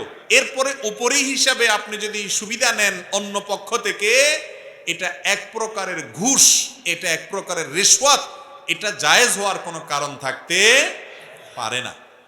ঠিক একইভাবে ডাক্তার সাহেবরা বিভিন্ন ঔষধ কোম্পানি থেকে গিফট পান, ঔষধ গিফট পান, অন্যান্য জিনিসপত্র গিফট পান।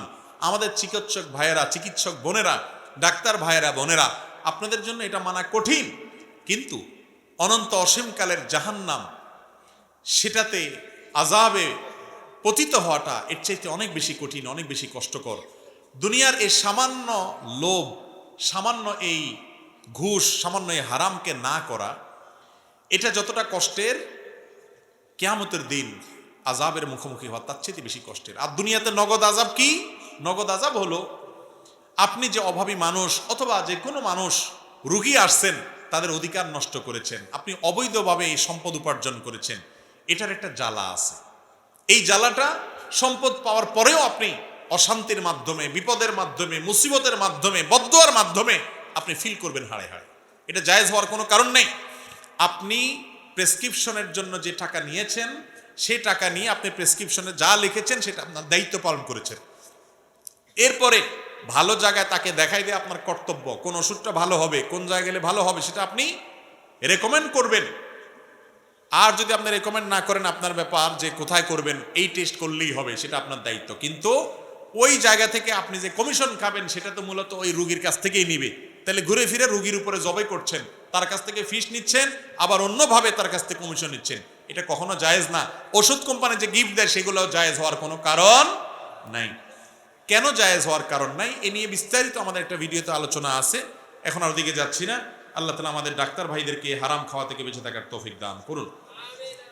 বেগানা নারী কি পরপুরুষকে সালাম দিতে পারবে? বেগানা নারী তিনি পরপুরুষকে সালাম দিতে পারবে কিনা, যদি কোনো প্রয়োজনীয় কথা বলতে হয়, প্রয়োজনীয় কোনো কথা বলার আগে, তাহলে কথা বলার আগে সালাম দেওয়ার নির্দেশ আছে, সেই হিসাবে সালাম দিতে পারেন। কিন্তু সালাম দিতে গিয়ে বা কথা বলতে গিয়ে কণ্ঠের মধ্যে কোনো প্রকার কোমলতা সৃষ্টি করা যাবে? সাধারণত আমরা নতুন কোনো মানুষের সাথে, অপরিচিত মানুষের সাথে কথা বলার সময় একটু বেশি ভদ্র হয়ে একটু সুন্দর মিষ্টি ভাষায় কথা বলার চেষ্টা করি, এটা ভালো গুণ। কিন্তু একজন নারী তিনি যখন পুরুষের সাথে কথা বলবেন, পরপুরুষের সাথে, গায়রে মাহরাম পুরুষের সাথে, আল্লাহ রাব্বুল আলামিন কোরআনে কারিমে নির্দেশ করেছেন, তোমরা সেই কথা বলার সময় কণ্ঠের মধ্যে কোমলতা বা কোনো আর্টিফিশিয়াল ভাবে একটু ভালোভাবে মিষ্টি সুরে কথা বলার চেষ্টা করবে। যদি করো, তাহলে যার সাথে কথা বলেছ, তা যাদের অন্তরে রোগ আছে, তারা তোমাকে নিয়ে বাজে চিন্তা করবে, বাজে জল্পনা করবে, মনে মনে জেনায় লিপ্ত হতে পারে। তো সেই আত্মসম্মান বোধের জায়গা থেকে মেয়েরা কণ্ঠকে কোমল করবে না। এই জন্য সালাম দেখ আর প্রয়োজনীয় কথা বলো, এটা স্বাভাবিকভাবে বলবে। আল্লাহ বলেছেন ওয়াকুলনা কাওলাম মারুফা, মেয়েরা স্বাভাবিক কথা বলতে পারবে, কিন্তু কণ্ঠের মধ্যে কোমলতা সৃষ্টি করে কথা বলবে না। আজকাল তো উল্টা হয়ে গেছে, মেয়েরা স্বামীর সাথে কথা বলে কর্কশ হয়ে, আর পরপুরুষের সাথে ফোনে কথা বলতে খুব মিষ্টি সুরে, একদম ইস্তেরি করে করে খুব ভদ্রতা দেখায় বলে। ঠিক যে পুরুষরা বলতেছেন, যারা ঠিক বলতেছেন, তারাও এ রোগের রোগী, সেটাও ঠিক, সবই ঠিক। মাহফিল এমন এক জায়গা যেখানে সবই ঠিক। তো যাই হোক, আমরা পুরুষরাও দেখা যায় নিজের বাসার স্ত্রীর সাথে মধুর সুরে কথা বলা দরকার, সেখানে মধু নাই, সেখানে কর্কশ কর্কশ সারাদিন। হ্যাঁ, আর যার সাথে আমার মধুর সুরে কথা বলা নিষেধ, পরনারী। দোকানে মহিলা কাস্টমার আসলে খুব ইস্তারি করে করে একেবারে খুব রসিয়ে রসিয়ে, আপা বসেন, কি লাগবে, চেয়ার দাও, মিষ্টি মিষ্টি। আর বউ ফোন দিলে কি বলবা, তাড়াতাড়ি বলো, সারাক্ষণ ডিস্টার্ব করো তুমি। এই রোগটা পুরুষদের মধ্যে আছে না নাই? এটা করা যাবে না। মেয়েরা পুরুষের সাথে কথা বললে সেই কথাটা হবে প্রয়োজনীয় কথা, খাজুরিয়া আলাপ না। আর দ্বিতীয়ত হলো, প্রয়োজনীয় কথাটা হবে একান্ত স্বাভাবিক সুরে। সে স্বাভাবিক সুরে কথা বলার আগে সালামও দিতে পারে। এমনি শুধু দেখা হইলে সালাম দিবি কিনা কোনো পরনারী পরপুরুষকে, এই ব্যাপারে সৌদি আরবের সাবেক গ্র্যান্ড মুফতি শেখ আব্দুল আজিজ বিন আব্দুল্লাহ বিন বাজ রাহিমাহুল্লাহ তিনি বলেছেন সালাম দিতে পারবে।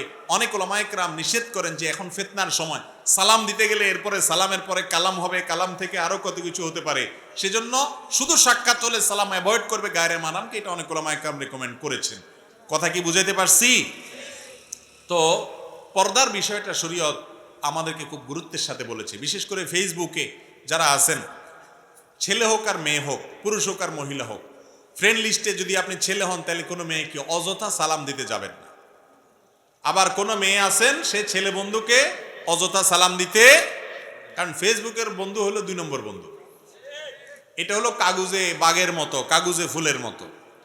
নিজের বাপমার খোঁজ খবর নাই, ফুফু চাচা তো ভাই বোনের খোঁজ খবর নাই, আত্মীয় স্বজন যাদের সাথে সম্পর্ক রক্ষা করা ফরজ সেখানে খোঁজ খবর নাই, জীবনে কথা বলার টাইম নেই আপনার, আর সেখানে আপনার 5000 বন্ধু, 5000 বন্ধু সব ফেক বন্ধু। 5000 লোকের হক আদায় করা সোজা কাজ নাকি? তো এগুলা করতে যাবেন না। বিশেষ করে মেয়েদের সাথে ফেসবুকে বন্ধুতা করে আজাইরা আলাপ, কেমন আছেন, কি খাইছেন, বাড়ি কোথায়, কি স্ট্যাটাস, কি আছে কি না আছে, এগুলা শয়তানের ফাঁদ ভাইরা আমার, এগুলা শয়তানের ফাঁদ, মনে রাখবেন। এরপরে আপনি কোথায় চলে যাবেন, কত নিচে নামবেন, কত গুনাহে লিপ্ত হবেন নিজেও জানেন না।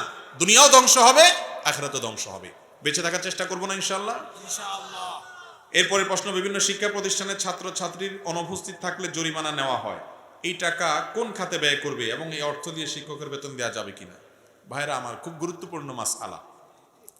আর্থিক জরিমানা নেওয়া যাবে কিনা, আর্থিক দণ্ড নেওয়া যাবে কিনা, এই বিষয়ে ওলামা একরাম প্রায় যতগুলো ফতোয়া আমি দেখেছি, সমস্ত ওলামা একরামের ফতোয়া প্রায় একই, কাছাকাছি। সেটা হলো, যদি কেউ কারোর কোনো ক্ষতি করে, আপনি আমার ক্ষতি করেছেন, বিচারিক আদালত যদি বিবেচনা করে দেখে যে আমার এই ক্ষতিটা এই পরিমাণ টাকার ক্ষতি হয়েছে, তাহলে জরিমানা তিনি ধার্য করতে পারেন। আপনি আমাকে ঘুষি দিয়েছেন, মেরেছেন, ধাক্কা মেরেছেন, অথবা প্রহার করেছেন, রক্ত ক্ষয় হয়েছে, অথবা যে কোনো ক্ষতি হয়েছে, বা আমার সম্পদের হানি হয়েছে, কি পরিমাণ ক্ষতি হয়েছে বিচারিক আদালত ইনসাফের সাথে বিবেচনা করে জরিমানা ঠিক করবেন যে তুমি তার এত পরিমাণ টাকার ক্ষতি করেছো, অতএব সেটা পরিশোধ করবা।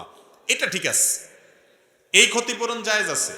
এছাড়া স্কুলে আসে নাই সেজন্য 10 টাকা জরিমানা, বা বেতন 10 দিন পরে দিছে সেজন্য 100 টাকা জরিমানা, এই রকম জরিমানা এটা জায়েজ নাই, এই জরিমানা নেওয়া জায়েজ নাই। এখন কথা হলো, স্কুলে যদি টাইম অনুযায়ী বেতন না দিলে জরিমানা আরোপ না করা হয়, তাহলে এমনিই তো বেতন দেয় না, তাহলে তো আরো কেউ দিবে না। তাহলে উপায় কি? উপায় অনেক আছে, তার মধ্যে একটা উপায় বলি, সেটা হলো, যারা স্কুল পরিচালনা করেন, নির্দিষ্ট টাইমে বেতন না দিলে, মাসের এত তারিখের মধ্যে বেতন না দিলে তার ভর্তি বাতিল, কথার কথা, এরকম একটা আইন করবেন, ভর্তি বাতিল। এরপরে পুনরায় ভর্তি করতে হলে 100 টাকা ফি দিতে হবে। যে 100 টাকা জরিমানা নিতেন ওইটাকে ভর্তির ফি হিসাবে নেন, তাহলে সেটা আপনার জন্য হালাল হবে। কথা কি বুঝাতে পারছি? আপনি বলবেন ঘুরে এগারে একই তো হলো না, এক না। জেনা এবং বিবাহ 2 জায়গাতেই টাকা দেয়া হয়, এক জায়গায় মোহর দেওয়া হয়, আর এক জায়গায় পারিশ্রমিক দেওয়া হয়, দেখতে একই মনে হয়, কিন্তু একটা হালাল আর একটা হারাম। কোরআন হাদিস যেই পদ্ধতি এলাও করেছে ওই পদ্ধতি হালাল, আপনি জরিমানা নিতে পারেন না। আপনি বলতে পারেন আমাদের স্কুলের আইন এত তারিখের মধ্যে বেতন না দিলে ভর্তি বাতিল, বা এতদিন অনুপস্থিত থাকলে ভর্তি বাতিল। তাহলে সেক্ষেত্রে পুনরায় ভর্তির জন্য কি করতে হবে? ওই 100, 200, 500 যেটা জরিমানা নেবেন ওই টাকাটা দিলেই পুনরায় ভর্তি হয়ে গেল। এরকম করে আরো অনেক পদ্ধতি আছে, যে পদ্ধতিতে আপনি এই সিস্টেমটাকে লাইনে আনতে পারেন যাতে করে কেউ দেরিতে বেতন না দেয়, কিন্তু আপনি জরিমানা আরোপ করার সুযোগ নাই। এখানে কোনো কোনো ক্ষেত্রে জরিমানার মধ্যে সুদ হওয়ার সম্ভাবনা থাকে, আবার কোনো কোনো ক্ষেত্রে ওই যে হাদিসে আসছে ফাবিমা তাখুযু আলা আখিক, নবী সাল্লাল্লাহু আলাইহি ওয়াসাল্লাম বলেছেন, তুমি তোমার ভাই থেকে, একজন মুসলমান থেকে কিসের বিনিময়ে টাকাটা নিচ্ছ, এর উত্তর তোমাকে খুঁজে বের করতে হবে। টাকার জন্য, সম্পদ পেতে হলে তোমাকে কিছু দিতে হবে, তুমি কি দিয়েছো? ভুলের কারণে শাস্তি হতে পারে, সে শাস্তি আর্থিক এরকম দণ্ডের মাধ্যমে এই জাতীয় কাজে জায়েজ নাই। স্ত্রী রাগ হয়ে স্বামীকে তালাক দিয়েছে, কিন্তু স্বামী তালাক বা ডিভোর্স গ্রহণ করে নাই, কিছুদিন পর 2 পরিবার মিল হয়ে আবার সংসার করছে, এই বিষয়ে হুজুরের মতামত কি? প্রথম কথা হলো, আর তালাক বির রিজাল, তালাক দিবে পুরুষরা, মহিলারা না। এখন আজকাল মহিলারাও তালাক দেয়।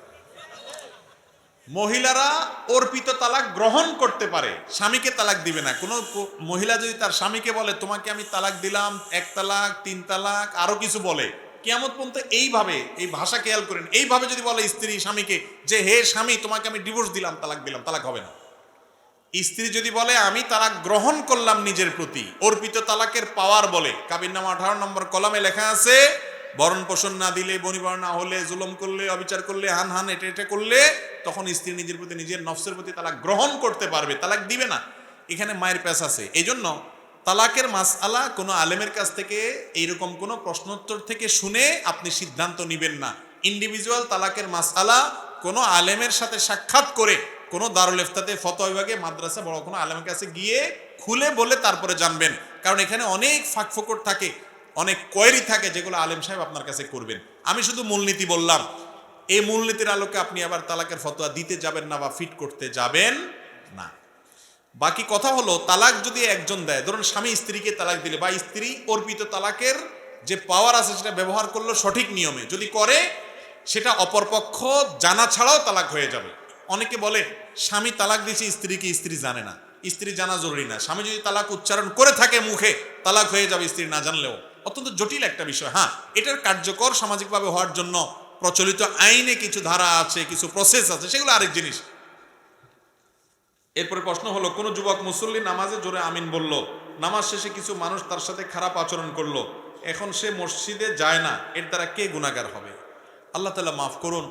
কোন যুবক মসজিদে যদি জোরে আমিন বলে, তাকে যদি কেউ সেজন্য ধমক দেয় এবং এর কারণে যুবক যদি মসজিদ থেকে দূরে সরে যায়, যিনি ধমক দিয়েছেন কাল কিয়ামতে তাকে জবাবদিহি করতে হবে এর জন্য। নবী করিম সাল্লাল্লাহু আলাইহি ওয়াসাল্লাম তার থেকে নামাজে সূরা ফাতিহার পরে জোরে আমিন বলাটাও বিশুদ্ধ হাদিস দ্বারা প্রমাণিত, আস্তে আমিন বলাটাও নবী করিম সাল্লাল্লাহু আলাইহি ওয়াসাল্লাম থেকে প্রমাণিত। তো কেউ জোরে আমিন বলার উপরে যদি আমল করে, সেই মর্মে হাদিস আছে, একটা হাদিসের উপর আমল করেছে সেই লোক, সে জোরে আমিন বলাতে হয়তো আপনার অ্যাটেনশন, আপনার অভ্যস্ত না জোরে আমিন শুনতে, আপনার হঠাৎ করে মনোযোগে ব্যাঘাত হয়েছে বা আপনার অসুবিধা ফিল হয়েছে, সেজন্য আপনি তাকে ধমক দিতে পারেন না। সে একটা হাদিসের উপর আমল করেছে, তাকে বের করে দিতে পারেন না। আবার একইভাবে যিনি জোরে আমিন বলছেন, তিনি যদি মনে করেন যে আস্তে আমিন বললে নামাজ হবে না, ভুল, কারণ আস্তে আমিন বলার কথাও হাদিসে আছে। আর যেখানে জোরে আমিন বললে আশেপাশে মানুষ তারা অভ্যস্ত না, তারা এটাকে ভালোভাবে নেয় না, সেখানে আপনি আস্তে আমিন বলেন। সেখানে জোরে আমিন বলার কারণে সমাজে বিশৃঙ্খলা হবে, আপনি নিজে মনে কষ্টের মধ্যে পড়বেন। নিজেকে মনে কষ্টর মধ্যে এভাবে ফেলার কোনো বিশেষ গুরুত্ব, বিশেষ প্রয়োজন নাই, অন্তত এরকম যেখানে এটার কারণে ঝামেলা তৈরি হবে সেই জায়গায়। কথা কি বুঝাতে পারছি? কিন্তু আমাদের সমাজে বড় দুঃখের কথা, যুবক ভাইয়েরা কেউ মসজিদে আসছেন, নামাজ পড়ছেন, তিনি হয়তো রফে দান করেন, আমিন জোরে বলেন, এটার সপক্ষে দলিল আদিল্লাহ সপক্ষে বিপক্ষে আছে, অনেক বিতর্কের বিষয়, সেটা তো আরেক আলোচনা। কিন্তু নামাজ তো পড়ছে সে, তাকে যদি ধমক দিয়ে মসজিদ থেকে দূরে সরায় দেন, তাতে শয়তান সবচেয়ে বেশি খুশি হবে। ঠিক না ভাই? ঠিক। কারণ এই যুবক মসজিদে আসছে, আপনি অ্যাপ্রিসিয়েট করা উচিত। হাক বুকে বাঁধক আর নাভের নিচে বাঁধক, আমিন জোরে বলুক আর আস্তে বলুক, যুবক যে মসজিদে আসছে এটাই তো আনন্দের বিষয়। অতএব তাকে অ্যাপ্রিসিয়েট করা উচিত। আল্লাহ তাআলা আমাদেরকে প্রত্যেকটা কাজ সুন্নাহ সম্মতভাবে করার তৌফিক দান করুন। নামাজের পর ইমামের সাথে সম্মিলিত মোনাজাত কি দোয়ার অন্তর্ভুক্ত? এ বিষয়ে আমরা কিছু আলোচনা আজকের বক্তব্যের মধ্যে বলে ফেলেছি, তারপরেও সংক্ষেপে একটু বলি, যেহেতু প্রশ্ন এসেছে। আমাদের নবী করিম সাল্লাল্লাহু আলাইহি সাল্লাম নামাজের পর দুদিক সালাম ফিরানোর পর ইস্তেগফার পড়তেন 3 বার, আস্তাগফিরুল্লাহ আস্তাগফিরুল্লাহ আস্তাগফিরুল্লাহ। বুখারীতে আব্দুল্লাহ ইবনে আব্বাস রাদিয়াল্লাহু তাআলা বর্ণিত হাদিস দ্বারা বোঝা যায় তাকবীরের কথাও, আল্লাহু আকবার বলার কথাও। আর সালাম ফিরানোর পর বহু হাদিস দ্বারা প্রমাণিত যে তিনি পড়তেন আল্লাহুম্মা আনতাস সালাম ওয়া মিনকাস সালাম তাবারাকতা ইয়া যাল জালালি ওয়াল ইকরাম।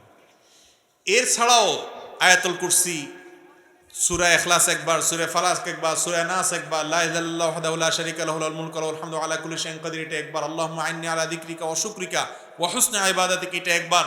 তারপর লা ইলাহা ইল্লাল্লাহু ওয়াহদাহু লা শারীক লা ইলাহা ইল্লাল্লাহু লাহুল মুলকু লাহুল লা ইলাহা ইল্লাল্লাহ ওয়া লা না'বুদু ইল্লা ইয়্যাহ লাহুন নি'মাতু ওয়া লাহুল ফাদলু ওয়া লাহুস সানাউল হাসান। এরকম অনেকগুলো দোয়া এবং জিকির নবী করিম সাল্লাল্লাহু আলাইহি ওয়াসাল্লাম নামাজের পরে করতেন। এগুলো আপনাদের সবার মুখস্থ আছে না? যাদের এই যেগুলো বলছে এগুলো সব মুখস্থ আছে, একটু হাত তোলেন। নামান 10-15টা হাত উঠছে মাত্র। আর নামাজের পরে সবাই মিলে হাত তুলে দোয়া করার ব্যাপারে যে অভ্যাস এবং এই আমলটা, এটা মোটামুটি সবার মধ্যে আছে, তাই না? নবী করিম সাল্লাল্লাহু আলাইহি সাল্লাম সালাম ফেরানোর পরে যে দোয়া জিকিরগুলো করতেন হাদিসে প্রমাণিত, এবং সেই দোয়া জিকিরগুলো যে তিনি করতেন এই ব্যাপারে দুনিয়ার কোনো আলেমের দ্বিমত নাই। হানাফি, সালাফি, গায়রে সালাফি বা আপনার এমনকি আপনার বেদাতি, সুন্নি যত আছে কোনো আলেমের দ্বিমত নাই, কারণ দ্বিমত করার সুযোগ নাই। অসংখ্য হাদিসে আসছে নবী সাল্লাল্লাহু আলাইহি সাল্লামের পরে দোয়া জিকিরগুলো করতেন। যেগুলো তিনি নিয়মিত করতেন সেগুলো আমরা জানিও না, করা তো পরের কথা, ঠিক না ভাই? ঠিক। আমরা কোনটা জানি? আমরা জানি রেডিমেড মোনাজাত। রেডিমেড মোনাজাত কি? হুজুরের সাথে হাত তুললাম, আবার হুজুরের সাথে হাত নামাইলাম। ভাইরা আমার, নবী করিম সাল্লাল্লাহু আলাইহি সাল্লাম বৃষ্টি প্রার্থনার সময় বিশেষ সময় সম্মিলিত দোয়া করেছেন। কোন কোন হাদিস থেকে বোঝা যায় কিছু মানুষ একত্রিত হলে তাদের একজন দোয়া করলে সবাই বাকিরা আমিন আমিন বলে দোয়া কবুল হয়, এরকমও হাদিস আছে। কিন্তু 5 ওয়াক্ত নামাজের পরে নবী করিম সাল্লাল্লাহু আলাইহি সাল্লাম সাহাবীদের সাথে হাত তুলে তাদেরকে সাথে নিয়ে তিনি দোয়া করছেন, অন্যরা আমিন আমিন বলছে, আমরা যেভাবে করি আর কি, এইভাবে দোয়া করছেন বা এইভাবে দোয়া করতেন, এরকম কোন হাদিস আমার জানা মতো নাই। ওলামা কেরাম কেউ জানা থাকলে বলেন। হাদিস জোড়াতালি দিবেন না, জোড়াতালি দিলে বহুত কিছু করা যাবে। জোড়াতালি দিতে হবে কেন ভাই? যারা হাদিস সম্পর্কে ন্যূনতম ধারণা আছে, ন্যূনতম ধারণা, তারা জানেন নবী করিম সাল্লাল্লাহু আলাইহি সাল্লামের জীবনে সামান্য একটা ছোট্ট একটা কাজ করলেও সেটা হাদিসে এসে গেছে। আসছে না? আসে নাই? এক যুদ্ধে ফজরের পরে তিনি বিড়বিড় করে মুখে নিজে নিজে ঠোঁট নেড়ে একটা দোয়া পড়তেছিলেন, কিছু একটা বলতেছিলেন। সাহাবীরা সাথে সাথে ধরে পড়ছেন, ইয়া রাসূলুল্লাহ আপনি কি বলছেন, আস্তে আস্তে আমাদের একটু শিখিয়ে দেন। এ হলো সাহাবীরা। সেখানে হাজার হাজার সাহাবীদেরকে সাথে নিয়ে মসজিদে নববীতে তিনি 10 বছর ইমামতি করেছেন। কয় বছর? 10 বছরে কমের পক্ষে 18,000 ওয়াক্ত নামাজ পড়াইছে। কত ওয়াক্ত? তারপরে আবু বকর, ওমর, ওসমান, আলী রিদওয়ানুল্লাহি তাআলা আজমাইন, এই 4 খলিফা মিলে আরো 30 বছর পড়াইছে। তাহলে 18 এই 10 আর 30 40। তাহলে এই 40 বছরে 10 বছরে যদি 18,000 হয়, তাহলে এটারে প্রায় 4 দিয়ে গুণ দেন। 70,000-এর বেশি ওয়াক্ত নামাজ মসজিদে নববীতে হয়েছে 4 খলিফা এবং রাসূল আকরাম সাল্লাল্লাহু আলাইহি সাল্লাম। বুঝেন, 70,000, 75,000 বা কম বেশ এই পরিমাণ সংখ্যকবার নামাজ হয়েছে। সেটা কি গোপনে হয়েছে না প্রকাশ্যে হয়েছে? মসজিদে নববীতে জামাত কি গোপনে গোপনে হয়েছে? উনি একা পড়ছেন, সবাই সামনে পড়েন নাই? যদি তারা সাহাবীদেরকে নিয়ে নামাজের পরে হাত তুলতেন, সবাই সাথে হাত তুলতো, এভাবে আমাদের মতো রেডিমেড মোনাজাত যদি করতেন, 70, 75,000, 80,000 বারের কাছাকাছি সংখ্যক বার পর্যন্ত যদি এইরকম ঘটনা ঘটতো, একটা হাদিসে উল্লেখ থাকতো কি থাকতো না? একটা কেন, হাজার হাজার হাদিসে থাকতো। ঠিক না বেঠিক? যারা হাদিস সম্পর্কে ন্যূনতম ধারণা রাখেন তারা জানেন একবার নবীজি সাল্লাল্লাহু আলাইহি সাল্লাম সামান্য কোনো কাজ করেছেন, থুতু ফেলেছেন, সেটার বিবরণ পর্যন্ত হাদিসে আসছে না আসেনি? ব্যক্তিগত কাজ, স্ত্রী সহবাস, টয়লেটের ভিতরে কিভাবে পরিচ্ছন্ন হবেন, সেই বিষয়গুলো পর্যন্ত হাদিসে আসে না আসে নাই? তাহলে নামাজের মতো এরকম ইবাদত সবার সামনে ইমামতি করে পড়েছেন, যদি তিনি সাহাবীদেরকে নিয়ে এইভাবে ট্র্যাডিশনাল দোয়া করতেন, সেটা হাদিসে অবশ্যই একটা নয় অসংখ্য হাদিস আসতো যে কানান নবী সাল্লাল্লাহু আলাইহি সাল্লাম ইয়ারফাইনিহি বিদুআ বাদাস সালাত ওয়া নাহনু নারফাউ আইদিনা, এই জাতীয় এই টাইপের হাদিস আসতো। সাহাবীরা বলতেন নবীজি সালাম ফেরানোর পরে 2 হাত তুলে দোয়া করলেন, আমরা সবাই তার সাথে হাত তুলে দোয়া করলাম। একটা নয়, হাজার হাজার হাদিস আসতো, শত শত হাদিস আসতো। ঠিক না বেঠিক? কিন্তু সেরকম হাদিস তো পাওয়া যায় না। হাদিস পাওয়া যায় কি, নামাজের পরে দোয়া কবুল হয় এবং দোয়ার আদব হাত তোলা, 2 হাদিসে জোড়াতালি দিলে, আবার একত্র হলে একজন দোয়া করলে বাকিরা আমিন বলে দোয়া কবুল হয়। 3 হাদিস দোয়া তালি দিলে তারপর যাদের সম্মিলিত দোয়া সাবিত হবে। ভাই জোড়াতালি দিতে হবে কেন? নামাজের মতো এরকম প্রকাশ্য ইবাদত তো সবাই সম্মিলিতভাবে করার কথা এবং সাহাবীদের সবাই থেকে এটা বর্ণিত হওয়ার কথা। ঠিক না বেঠিক? সবচেয়ে বড় কথা হলো নামাজের পরে নবী সাল্লাল্লাহু আলাইহি সাল্লাম যে দোয়াগুলো জিকিরগুলো করেছেন সে ব্যাপারে কোনো দ্বিমত নাই, সেইগুলো নিয়ে আমাদের কোনো আলোচনাও নাই, শেখানোও নাই, জানানোও নাই। আমরা রেডিমেড মোনাজাতের মধ্যে আছি। তবে হ্যাঁ, ভালো করে শুনে রাখেন, নামাজের পরে দোয়া কবুল হয়। আপনি ফরজ নামাজের পরে বা যে কোনো নামাজের পরে আল্লাহর কাছে হাত তুলে আপনার মনে কিছু চাইবেন, দোয়া কবুলের একটা জায়গা এটা। এর জন্য ইমাম সাহেবের সাথে হাত তুলতে হবে, ইমাম সাহেবের সাথে নামাইতে হবে, এর কোনো নির্দেশ কোরআন হাদিসে কোথাও। আপনার দোয়া আপনি করেন, কোনোদিন করেন, কোনোদিন আর এমনি যে দোয়া জিকিরগুলো পড়তেছেন এগুলোর মধ্যে তো দোয়া আছে। এর পাশাপাশি আলাদা আল্লাহর কাছে দোয়া করেন, খুব ভালো কথা। নামাজের পর দোয়া কবুল হয়, করেন। আপনি সে দোয়ার জন্য সম্মিলিত রূপ দেওয়ার দরকার নাই এবং সেটা নিয়মিত করতেই হবে, নামাজের অংশ সেটা না।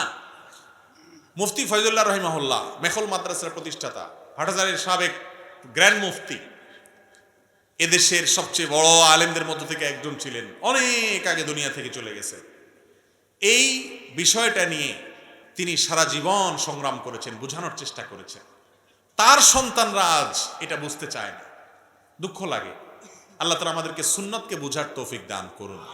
তবে ভাইয়েরা আমার, কোন এলাকাতে ইমাম সাহেবের সাথে মুসল্লিরা মুনাজাত করতে অভ্যস্ত সম্মিলিতভাবে, সেখানে আপনি ইমাম সাহেবকে বা মুসল্লিদেরকে বিরক্ত করে অথবা এটা নিয়ে গন্ডগোল ফাসাদ করে ঝামেলা তৈরি করে ফিতনা তৈরি করে সেখানে মারামারি বাধাই দিলেন, হুলস্থুল বাধাই দিলেন বা দুটা গ্রুপ করে ফেললেন, এটা কিন্তু কোনো অবস্থাতে জায়েজ। আপনি নামাজের পরে দোয়া দরুদগুলো জানেন, সেগুলো পড়েন, কিন্তু এটা নিয়ে গ্যাঞ্জাম ফাসাদ করে, বিশেষ করে মসজিদ আলাদা করা, গ্রুপ আলাদা করে ফেলা, এই কাজগুলো ইসলামে কখনো জায়েজ নাই। আমরা সুন্নতের কথা মানুষকে বলবো, ভাই আপনি সম্মিলিত মুনাজাত করেন আর একত্র আলাদা মুনাজাত করেন বা না করেন সেটা পরের কথা। নামাজের পরে দোয়া জিকিরগুলো নবীজি সারা জীবন যেগুলো পড়তেন সেগুলো আপনি শিখেন। অন্তত 60 বছরের মুসলমান, 70 বছরের মুসল্লি, আপনি জানেন না নবী সাল্লাল্লাহু আলাইহি ওয়াসাল্লাম নামাজের পরে কি কি দোয়া জিকির পাঠ করতেন? দুঃখজনক না বিষয়টা? কেন এটা হয়েছে? ওই যে যেখানে সুন্নত নাই সেখানে বহু সুন্নত ছুটে যাবে। আল্লাহ তাআলা আমাদেরকে বোঝার তৌফিক দান করুন। এলাকার সকলে একত্রিত হয়ে খতমে ইউনুস পাঠ করা শরীয়ত সম্মত কিনা? সংখ্যা পড়া। দেখুন, দুনিয়ার কোনো উদ্দেশ্য হাসিলের জন্য কোনো একটা দোয়া বিশেষ সংখ্যক বার পড়া, এটা ঝাড়ফুঁক, রুকিয়া, ধরেন অসুখ বিসুখের জন্য এতবার পড়লে উপকার হয়, তাজরিবা দ্বারা প্রমাণিত, এটা অনেক ক্ষেত্রে অ্যালাউড। কিন্তু বিশেষ সংখ্যকবার পড়লে মুর্দার সওয়াব হবে, বিশেষ লাভ হবে, উপকার হবে, এটা কোনো অবস্থাতে জায়েজ নাই। কারণ আখিরাতে কোনটা উপকার আসবে না আসবে এটা জানার একমাত্র উপায় হলো ওয়াহি। ওয়াহিতে যদি না হয়, কোরআনে যদি প্রমাণিত না, হাদিসে প্রমাণিত না হয়, তাহলে আমরা এটা বলার কেউ নাই। আর তাছাড়া দোয়া ইউনুস, এটা আল্লাহ তাআলা একত্র হয়ে দলবদ্ধভাবে সবাইকে নিয়ে নির্দিষ্ট কোনো সংখ্যকবার পড়ার কথা কোরআনেও বলেন নাই, নবী সাল্লাল্লাহু আলাইহি ওয়াসাল্লাম হাদিসেও বলেন নাই। এটা বিপদগ্রস্ত ব্যক্তি পড়বে, কয়েকজন বিপদগ্রস্ত সবাই মিলে পড়বে, এখানে সবাই মিলে একসাথে বসে এতবার পড়তে হবে এরকম কোনো বাধ্যবাধকতা নাই। মৃত ব্যক্তির জন্য কোরআন খতম করা জায়েজ না না জায়েজ সম্পর্কে জানতে চাই। ভাই, মৃত ব্যক্তির জন্য আপনি বিভিন্ন আমল করতে পারেন, সে ব্যক্তির জন্য দোয়া করবেন। সবচেয়ে বড় আমল হলো মুর্দার জন্য কি করতে হবে? আল্লাহ আপনি তাকে মাফ করে দেন, এভাবে দোয়া করবেন। এর পাশাপাশি মৃত ব্যক্তির জন্য আল্লাহর কাছে আপনি দান করবেন, আল্লাহ দানের সওয়াব তাকে দেন, তার পক্ষ থেকে উমরা করবেন, তার পক্ষ থেকে হজ করবেন, এগুলো সওয়াবের কাজ। কিন্তু মৃত ব্যক্তির জন্য আপনি লোক ভাড়া করে কোরআন পড়াতে পারেন না। কোরআন আপনি নিজে তেলাওয়াত করে এর সওয়াবটা তার উদ্দেশ্যে যদি দিতে চান হাদিয়া, সেটাও অনেক উলামায়ে কেরামের ফতোয়া আছে, জায়েজ আছে। অনেক উলামায়ে কেরাম নিষেধ করেন, মুখতালাফি। কিন্তু আপনি নিজে করেন, লোক ভাড়া করে যদি আপনি কোরআন শরীফ পড়ান, কোরআন মাজিদ পড়ান মুর্দার জন্য, এবং সেই লোকের আপনি টাকা দেন, 10 জন মিলে পড়ে কোরআন খতম করে, এইটার ব্যাপারে এই কয়দিন আগে দারুল দেওবন্দ থেকে ফতোয়া প্রকাশিত হয়েছে যে এটা হারাম, এটা জায়েজ হওয়ার কোনো কারণ না, এটা না জায়েজ, এটা না জায়েজ। কারণ হলো ভাই, আখিরাতের কোনো কাজ করে তার বিনিময় নেওয়া জায়েজ, মুর্দার জন্য দোয়া করাটা আখিরাতের দোয়া। আমি প্রায় সময় বলি, আপনার মরা বা মৃত মা বাবার জন্য কোনো হুজুর বানা করে যদি দোয়া আপনার কোরআন শরীফ পড়ান, তাহলে সেক্ষেত্রে আমসালা দুইটাই যাবে আপনার। আমসালা বুঝেন? আমসালা মানে সওয়াবটা তো যে পড়ে সে পায় সব সময়, যদিও টাকার জন্য পড়লে ওই লোকও সওয়াব পাবে না, আপনিও পাবেন না। কারণ আল্লাহ বলেছেন লাইসা লিল ইনসানি ইল্লা মা সাআ, মানুষ যা নিজের জন্য করে সেটা সে বিনিময় পাবে, আরেকজনেরটা পাবে না। তাহলে সওয়াব পাইলে যে পড়ে সে পাবে। আপনি পয়সাও দিলেন, তাহলে আপনার পয়সাও গেল, সওয়াবও পেলেন না, আমও গেল, সালাও গেল। কিন্তু এটা আমাদের দেশে এমন প্রতিষ্ঠিত, বলার মতো না। আমরা এগুলো থেকে বের হয়ে আসতে হবে। মুর্দার জন্য দোয়া করতে হবে কোরআন হাদিসের পদ্ধতি অনুযায়ী। আল্লাহ তাআলা আমাদেরকে বোঝার তৌফিক দান করুন। ফজরের নামাজের সালামের পর ব্যক্তিগত আমল যেমন তাসবিহ, দোয়া, দরুদ, এগুলোর গুরুত্ব বেশি নাকি জামাতবদ্ধভাবে তালিম করার গুরুত্ব বেশি? একটু আগে আমরা এটার উত্তর দিয়ে ফেলেছি।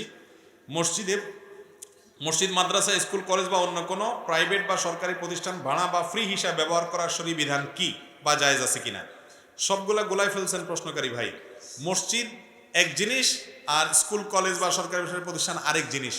মসজিদে যদি কোনো দিনই কাজ করা হয়, সওয়াবের কাজ করা হয়, ঠিক আছে, আপনারা 10 জন মানুষ একটা ভালো কাজ করলেন, কোনো এখানে দুনিয়াবি কোনো ধান্দা নাই, ব্যবসা বাণিজ্যের কোনো লাভ মানে পয়সা করে ব্যাপার নাই, এটা জায়েজ আছে। আর যদি সেখানে বসে দুনিয়াবি কোনো কাজ করেন, ব্যবসায়িক মিটিং করেন, তাহলে সেটা জায়েজ নেই, গুনাহ।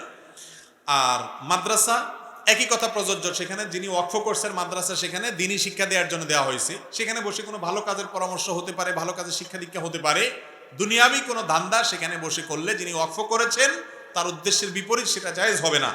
স্কুল কলেজ বা সরকারি বা বেসরকারি প্রতিষ্ঠান যদি হয়, সেই প্রতিষ্ঠানের মালিক পক্ষের অনুমতি নিয়ে আপনি কিছু করতে পারেন, কোনো অসুবিধা নেই। কিন্তু মালিক পক্ষের অনুমতি নেওয়া ছাড়া আপনি যদি 2 নম্বর পথে কোনো কিছু করেন, যে তত্ত্বাবধায়ক আছে ওকে ম্যানেজ করে করলেন, ওকে কিছু পয়সা দিয়ে করলেন, তাহলে সেটা করে কোনো কাজ করা সেখানে জায়েজ হবে না।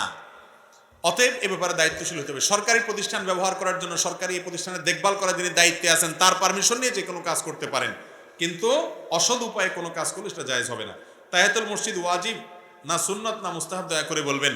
হানাফি মাযহাব অনুযায়ী আমাদের দেশের সংখ্যাগরিষ্ঠ উলামা ইকরাম এই ভারত মহাদেশে যে থট ফলো করেন সেটা অনুযায়ী, হানাফি মাযহাব অনুযায়ী তাহিয়াতুল মসজিদ নামাজটা সুন্নত, এটা ওয়াজিব না।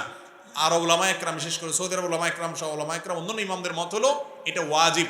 নবী করিম সাল্লাল্লাহু আলাইহি ওয়াসাল্লাম এই ব্যাপারে অত্যন্ত জোরালো ভাষায় নির্দেশ করেছেন যে তোমাদের কেউ যখন মসজিদে প্রবেশ করে ফালা ইয়াজলিস ফালা ইয়াকউদান্না হাত্তা ইউসাল্লিয়া ও হাত্তা ইয়ারকা রাকাতাইন, 2 রাকাত নামাজ পড়া ছাড়া যেন মসজিদে প্রবেশ করার পরে কেউ না বসে। নবীজি এইভাবে নির্দেশ করেছেন, এজন্য এটা খুবই গুরুত্বপূর্ণ আমল। কিন্তু আমাদের সমাজে নাই বললে চলে, যে ধপাস করে বসে যায়।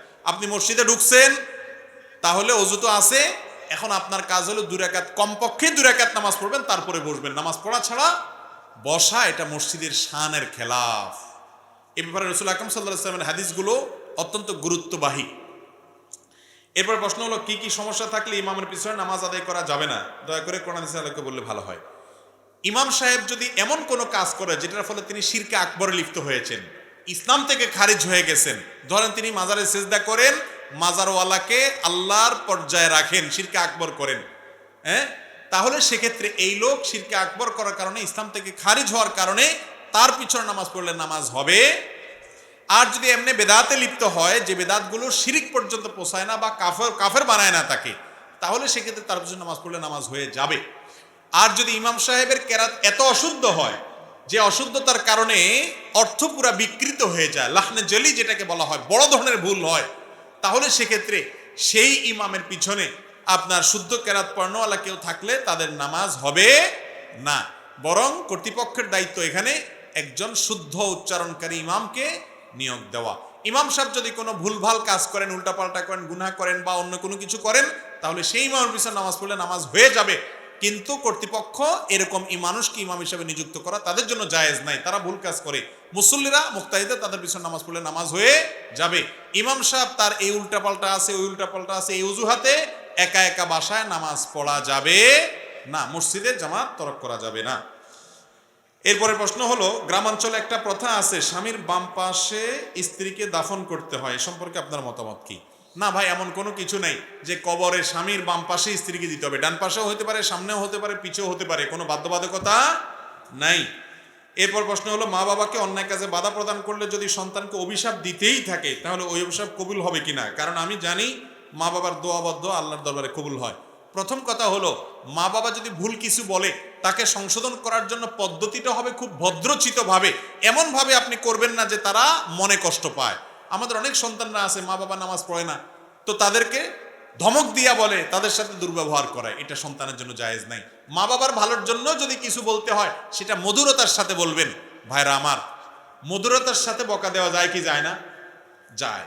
খুব মায়া করে অনেক সময় বকা দেওয়া যায়, যাকে দিবেন তিনি মনে কষ্ট নেবেন না, বরং খুশি হবেন, বুঝবেন যে আমার ভালোর জন্য বলতেছে। এই জন্য মা বাবার সাথে আর্গুমেন্ট করবেন, দাবি করবেন মহব্বতের ভাষা, এমনভাবে করবেন না যে তারা বদদোয়া দেয়। আপনি ঠিকঠাকভাবে দিচ্ছেন, তারপরও তারা উল্টাপাল্টা বদদোয়া যদি করে, তাহলে সেই বদদোয়া আপনার কোনো ক্ষতি হবে না। অনেক মা বাবা আছে অযথাই বদদোয়া করে, হুদাই বদদোয়া করে, কাজেও বদদোয়া করে, অকাজেও বদদোয়া করে। তো ওইরকম উল্টাপাল্টা বদদোয়া আল্লাহ অবশ্যই কবুল করবেন না, কারণ আল্লাহ তাআলা কারোর প্রতি জুলুম করেন না। আমি একজন ছাত্র, আমার প্রশ্ন, কিভাবে একজন যুবক ঈমান ও আকীদার উপর ঠিক থাকবো? যুব সমাজের জন্য এই সব প্রশ্ন উত্তর আমরা বিভিন্ন সময় দিয়েছি। ঈমান আকীদার উপরে এই সময় টিকে থাকার জন্য সর্বপ্রধান কাজ হলো সার্কেল মেনটেন করা। সার্কেল মেনটেন করা মানে ভালো এবং নেককার, পরেজগার, মুত্তাকি বন্ধু যারা আছে এদের সাথে গ্রুপ মেনটেন করে চলা, তাহলে সেক্ষেত্রে একে অন্যের সহযোগিতা করতে পারে। আর তারও আগে যে কাজ করতে হবে সেটা হলো কোরআন হাদিসের পর্যাপ্ত ইলম অর্জন করতে হবে। আব্দুল্লাহ জাহাঙ্গীর রহমানদার বইগুলো পড়তে পারেন, বিশেষ করে কয়েকটা দরকারি বই, ইসলামী আকীদা আছে, রাহে বেলায়েত আছে, ইহয়া সুনান আছে, এই জাতীয় বইগুলো বিশেষ করে গুরুত্বের সাথে একটু পড়বেন। আরও এই জাতীয় অনেক বই আছে। কোরআনে কারীমের অর্থ সহকারে, ব্যাখ্যা সহকারে কোনো আলেমের তত্ত্বাবধানে বোঝার চেষ্টা করবেন। একেবারে শুরু থেকে শেষ পর্যন্ত একবার অন্তত পড়বেন, বুঝে অর্থ সহকারে, ব্যাখ্যা সহকারে। আর হাদিসের একটা বই রাখবেন, সিরাতের একটা বই রাহিকুল মাকতুম রাখতে পারেন। এই জাতীয় কিছু বই পুস্তক রাখবেন, পড়বেন। ইসলাম বিরোধীদের আপনার বিভিন্ন অপবাদ এবং তাদের ষড়যন্ত্র, নানা প্রশ্নের জবাব জানার জন্য অনেক ভালো ভালো বই আছে। ডক্টর শামসুল আরিফিন শক্তি আছে, আরিফ আজাদ আছে। এই সমস্ত বইগুলো কিনে এগুলো পড়বেন, তাহলে ইনশাল্লাহ এই ফিতনার যুগে ঈমান আমল রক্ষা করতে পারবেন। এরপরে প্রশ্ন হলো, আমি 21 বছরের যুবক, অতীতে বহু মানুষের অর্থ সম্পদ হক নষ্ট করেছি। এখন তাদের কাছে সরাসরি ক্ষমা চাইলে সম্মান ধূলিসাৎ হয়ে যাবে। আমার প্রশ্ন হলো, তাকে না জানিয়ে তার পরিবারের নিকট হকের অর্থ সমুদায় ফিরে দিলে সই হবে কিনা? হবে। আপনি কারোর হক নষ্ট করেছেন, তার কাছে বলতে গেলে অসুবিধা হবে। তার কাছে না বলে চুপে চাপে তার অ্যাকাউন্টে টাকাটা ঢুকাই দিলেন, বা তাকে দিয়ে দিলেন, ভাই এটা আপনি পাবেন, কেমনে পাবেন জিজ্ঞেস করেন না, যে কোনোভাবে পাবেন। অথবা তার সন্তান বা পরিবারের লোকদের মাধ্যমে তার কাছে পৌঁছায় দিলেন। কোনোভাবে তার কাছে পৌঁছায় দিলেই আপনার দায়মুক্ত হয়ে যাবে।